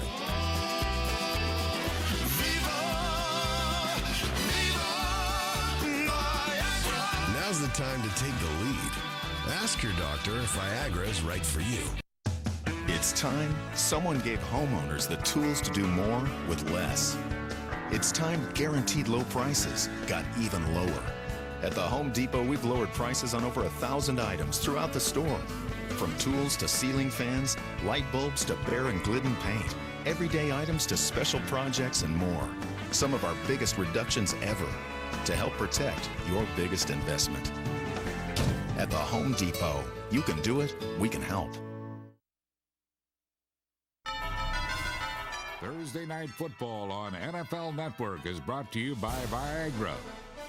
The Home Depot, official home improvement sponsor of the NFL. Back in San Diego, coming up after the game, the Home Depot post-game show. Stay tuned. Sapp Uncensored on the Raiders. Preview the Cowboys-Steelers showdown, and LT will join us on the set. Is there someone even on the moon that could fix the Raiders? I'm not so sure. Maybe Warren Sapp. I can't wait to hear that. Well, we put a man on the moon. We should be able to figure out a way to fix the football team. You know, if you play football long enough, you're going to be on either side of one of these kind of games. I've certainly been on both sides of them. I can remember playing against the University of Alabama when I was playing at the University of Florida. We're getting beat about 40-0, and we finally stopped them for once in the entire game. So I went back to return the punt, and they faked it. So they got up under center, the punter did, and they ran the triple option. And coming at me as the punt returner was the quarterback, the lead blocker, the pitch man, and a pulling guard. And the only thing I could think of was, this is a touchdown.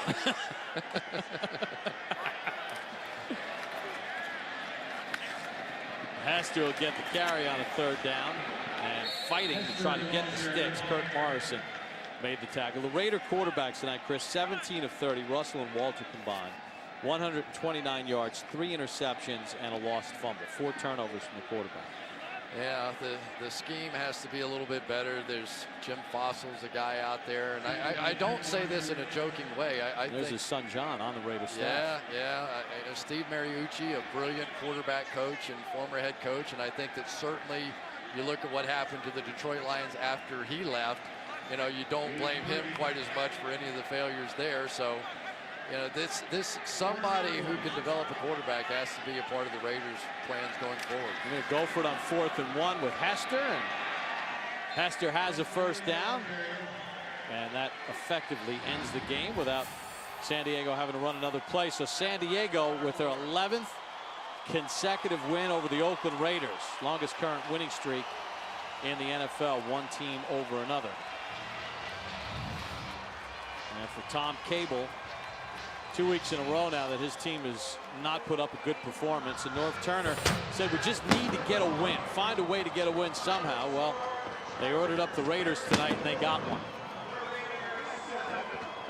34-7 the final score. LaDainian Tomlinson, 25 of 91 yards rushing, has a touchdown in the ball game. Phillip Rivers, 10 of 22, 214 yards, 3 touchdowns, no interceptions. Well, coming up next on NFL Network, it's the Home Depot post-game show. Sapp Uncensored on the Raiders, Cowboys-Steelers showdown, and LT will join us on the set. The final score, the Chargers beat the Raiders 34-7. Thanks for watching Thursday Night Football on NFL Network.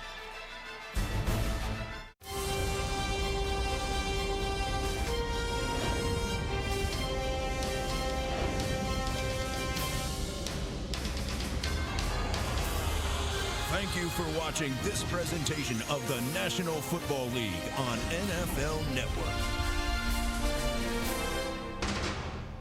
You girls have fun.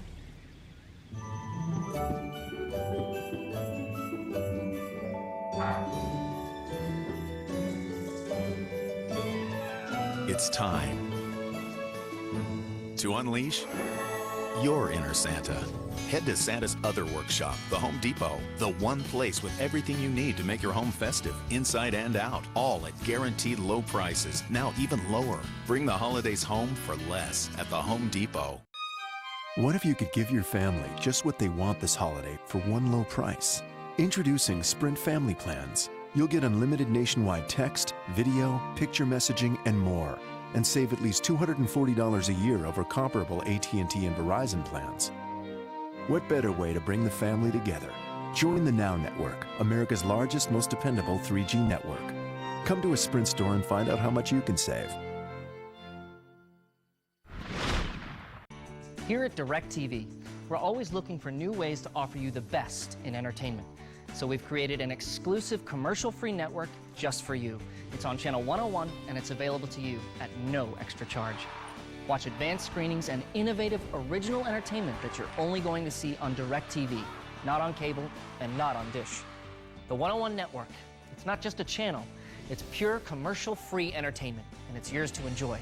Compliments of DirecTV. Fighter 1, you've selected Oscar De La Hoya. Fighter 2, you've selected Manny Pacquiao. It's a dream match, but it's no game. This fight is real. De La Hoya, boxing's biggest star. Power, courage, and a devastating left hook. Pacquiao, boxing's pound-for-pound best. Speed, agility, and a crushing will to win. The dream match, De La Hoya versus Pacquiao. Saturday, December 6th, live on DirecTV pay-per-view channel 123. Go inside the locker room and behind the scenes. Inside access you can't get anywhere else. It's the home for all 32 teams all year long. NFL Total Access, Monday through Saturday, only on NFL Network. Welcome to the Home Depot Postgame Show, the official home improvement sponsor of the NFL. Welcome inside Qualcomm Stadium. Week 14 is underway. So glad that you can join us for the Home Depot postgame show. I'm Rich Eisen, joined by Steve Mariucci, Deion Sanders, Marshall Falk, and the man we hold personally responsible for tonight, former Raider Warren Sapp. Jamarcus Russell down 3-0 on the first drive of the game for the Raiders, and look out, here comes Sean Phillips. Giles Tucker hops on top of it. And you know, this offensive line, you talk about Jamarcus and how good is he going to be. He's going to be as good as his offensive line is, and right now they're not that good. 3 plays later, what do you do, Steve? I give it to 21. And he bursts right through, virtually untouched. He is untouched. 10-0 San Diego. That's your score with just a minute to go in the first quarter. It's LT again, 8 yards, and Hiram Eugene gives him a little pop at the end. LT said the window was a little foggy pregame. It looked a little foggy right there. 4 plays later, second quarter now, it's Darren Sproles in for LT, and he takes it into the end zone. 8 yards, 17-0, Deion. Well, you know, when LT comes out for a breather, it's hard to go out with a guy like Sproles behind him because it seems like he makes a big play every time he's in the game. 6 plays later, another turnover by Jamarcus Russell. Threw it right to Stephen Cooper. 3 plays later, Phillip Rivers up top to a wide open Vincent Jackson, wide open, 41 yards. 24-0 San Diego. One of the few drop-back passes. Most of their passing game was play action. And then 2 possessions later, another turnover by Jamarcus Russell. Hit as he throws. Stephen Cooper with the pick to Antonio Cromartie. And the fun begins. Coach, this is what I teach at Prime U. Look at the ball in one hand. Look at the running skill. Stop, cut back. Now get down. Look out. Yeah, I don't teach that part at the end. That led to a field goal, and on the hit, it was Sean Phillips taking down Jamarcus Russell. X-rays. Negative. And he would come out of the game with an ankle injury, meaning it's Andrew Walter time, Warren. Dufresne, the toughest screw to ever do a turn at Shawshank. Yeah. Walter's going to get sacked. Well, Dufresne wants to go, I think, to Zihuatanejo after that one. Somewhere. Yeah, I've been there.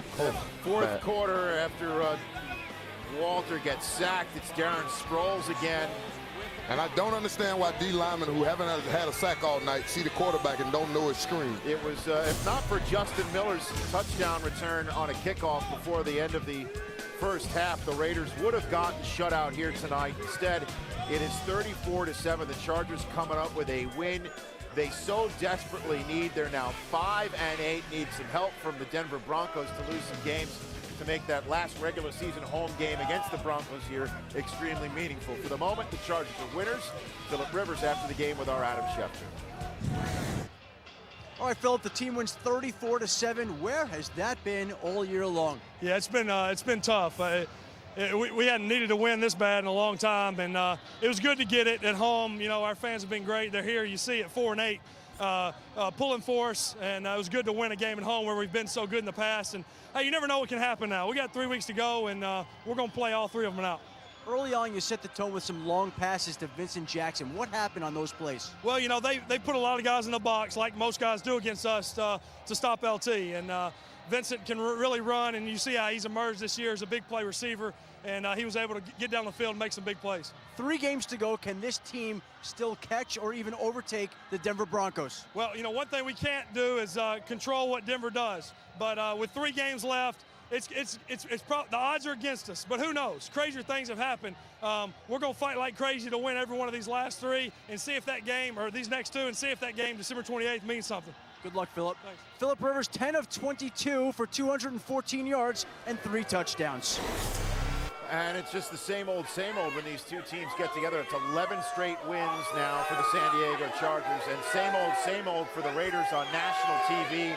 They've now been outscored in their last 10 nationally televised games, 168 to 101. I'll do the math for you. We'll always do the math for you here on Total Access. That's 157 points difference. The reason why the crowd's going crazy is because look who's here. Let's move down. LT. LaDainian Thomas. Yeah. I think he owed me a jersey.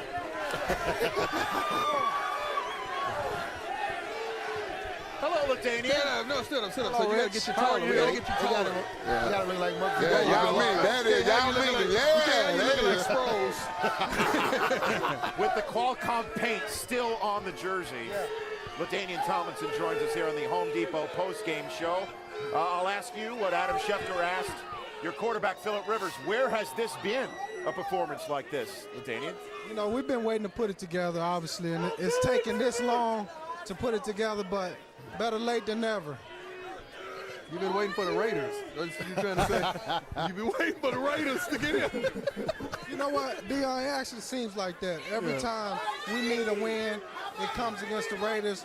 And I think that builds confidence for us. And today, I think you saw that. Yeah, exactly. All the touchdowns you have against them. Hey, tell me this. Was the intent, could you tell the intent was to let's run the ball?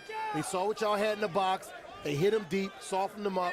Did you tell that you guys running the ball was kind of Norv's thing to do in this game? Yeah, we knew it. We knew that's what we wanted to do, is come out and be physical with them. It didn't matter what happened. We wanted to come out and try to control the line of scrimmage. We knew they had 8 men in the box trying to stop the run. And then you saw Philip go up top a couple of times to Vincent Jackson. LT, you guys finished with 6 wins in a row last season and then put a string together in the playoffs. Is this team groomed to finish strong again? Are you healthy enough to make a run mentally and physically to finish strong like you did? I think the key is we have 2 more division games. Right. We know these guys pretty good. Going to Tampa will be tough, you know, but we feel like we're confident enough that we can, but we need to win 1 game at a time. We can't worry about the playoff scenarios. If we get in, we get in, but we got to play prideful and finish 8-8. I'll tell you what, I like the way you guys came out tonight and stuck with your running game. And I think over the years of us playing y'all, we had a steady dose of you over and over again. Do Norv tell you that we don't have run fits in Oakland? Yeah, you know, I think this is what he wanted to do, you know, obviously. And, you know, I really think Norv had been trying to put this game plan together as far as running the ball, you know, play action. And today, I think it worked because over the years, we'll pretty much control the line of scrimmage against the Raiders. Yeah. And so I think today was the perfect game plan. How often do you speak with Norv about the offense, LT? How often do you sit with your coach and discuss perhaps a certain number? Slide a little note under the door. Yeah, how often do you communicate? We talk quite a bit, you know, just about the things that can work, you know, throughout the game plan, the runs that can work for us. Right. And, you know, they've given me the privilege to kind of have some input on the run game, you know, and Clarence Shellman also is doing a great job of putting the run game together. But we talk on a regular basis about that. How you been dealing with the criticism? You know, I got on you last year in the playoffs, and it's darn if you do and darn if you don't. Like if you don't play, we criticize you. If you do play, with the toe, and I understand all about Don't you this. show that toe again. Don't you pull I'm not that going out. to show the Okay, toe okay. again. I Don't was show it. reprimanded by the network for showing my toe. But how bad is the toe? Well, it's gotten better over the weeks, and it's not 100% healthy, but it's not an issue anymore, if you know what I mean. Every now and then, if I take a hit, get it banged, you know, I'll feel it and have to come out a play or two.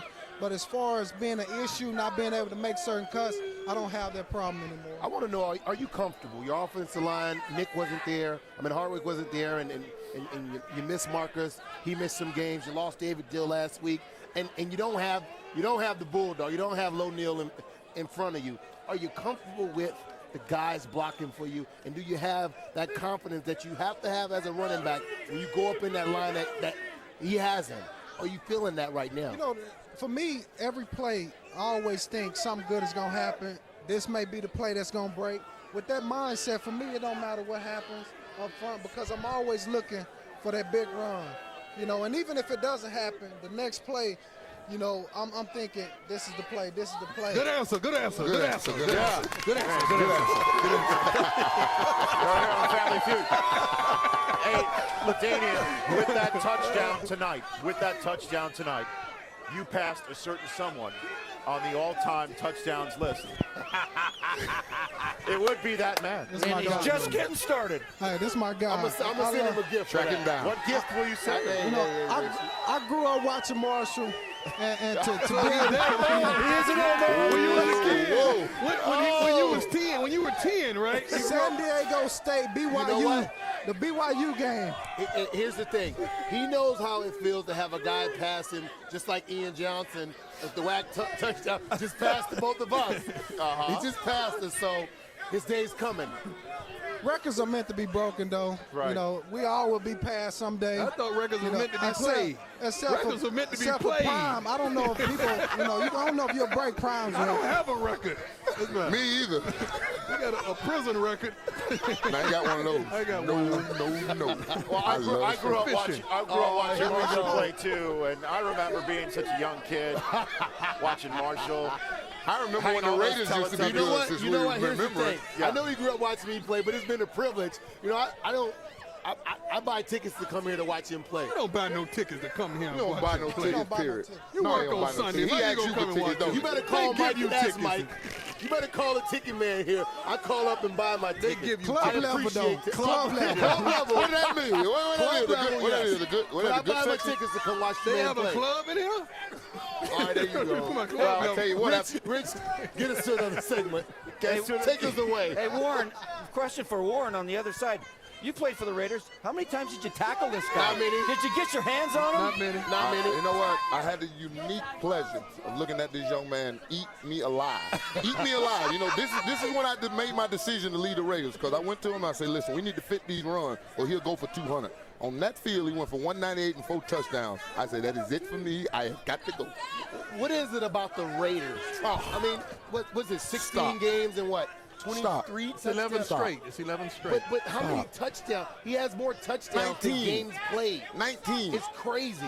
It's always, I think it's always a team that you really enjoy playing and that it seems like you have your best days against no matter what. It always works out like that. And really and truly, I'm going to be honest with you guys, that started with Marty Schottenheimer. When he first got here, Yeah, he hated the Raiders. he just hated the Raiders. And he said, no matter what we do, we're going to hit them in the mouth. I don't care if they know what's coming, we're going to hit them in the mouth. And that started with him, and North has I continued. tell you what, I used to have some bad boys wear red. You want to go? They don't have any teeth left. You didn't hit them in the mouth so much. The good news, So what should we expect next week? Yeah. We don't know. We don't know what to expect. I next week. understand that. I understand. But you know what? I think you'll see the same type of game plan, you know, because I think what running the ball does, no matter what, it controls the game. Right. You know, and it opens up a lot of other stuff. And you know what? Somebody once said, when you pass the ball, you know, 3 bad things can happen. Sack, interception, you know, I fumble. think that was Woody Hayes. And he said, when you run the ball, good things happen. That's right. Good answer. Well done.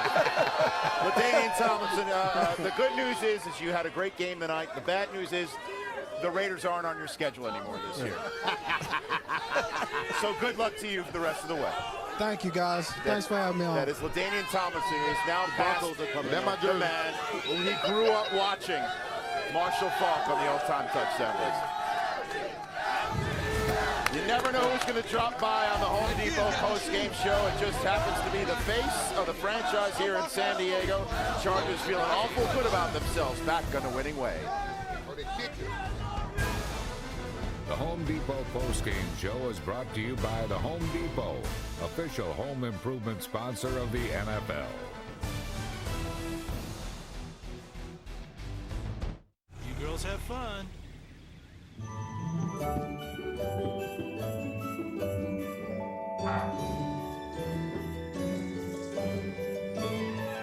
It's time to unleash your inner Santa. Head to Santa's other workshop, the Home Depot, the one place with everything you need to make your home festive, inside and out, all at guaranteed low prices, now even lower. Bring the holidays home for less at the Home Depot. All right, sports fans, it's time to find Geico's #1 fan. Tonight's winner will receive Geico t-shirts, hats, and an upgrade to courtside seats, and could star in a real Geico commercial. Let's see who it's gonna be. It looks like we have a winner. Yes, we do, folks. How about that? Congratulations. And remember, saving money at Geico.com, so easy a caveman can do it. Inside voices, please. How can you explain the Johnsons' success? The Johnsons had a game plan. They knew the Motorola lineup, what phone works for what person, and they bought all over us, right down here. What about Mrs. Johnson? I like the way you raised your hand. Patty Johnson came ready to play, but now I'm ready to play too. I know that Motorola has camera phones, prepaid phones, and I am going to crush her. Mom, can I go to the movies with Debbie this week? I'm not going to field that question. You've got to have a game plan. This changes everything. This season, find the best selection of Motorola phones at unbeatable Walmart prices. And I can smell victory. Nobody gives you more power than Interstate Batteries. And we have a national warranty program with over 200,000 dealers to back it up. How do we make them so powerful?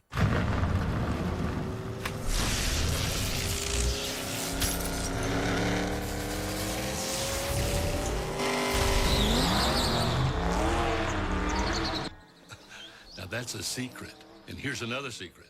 We've got every battery for every need. Interstate Batteries, the official battery of Joe Gibbs Racing. On the next episode of NFL Network's Thursday Night Football, it is a calling few men can answer. Breeze to throw. Each season, for 5 harrowing months, he tests himself against the mightiest forces known to man. Sack back at the 40. All to make Touchdown, Saints! the deadliest throw. When all you want is football, there's a place that has it all. NFL Network's Thursday Night Football. Saints, Bears, next Thursday night at 8. This is your NFL Network.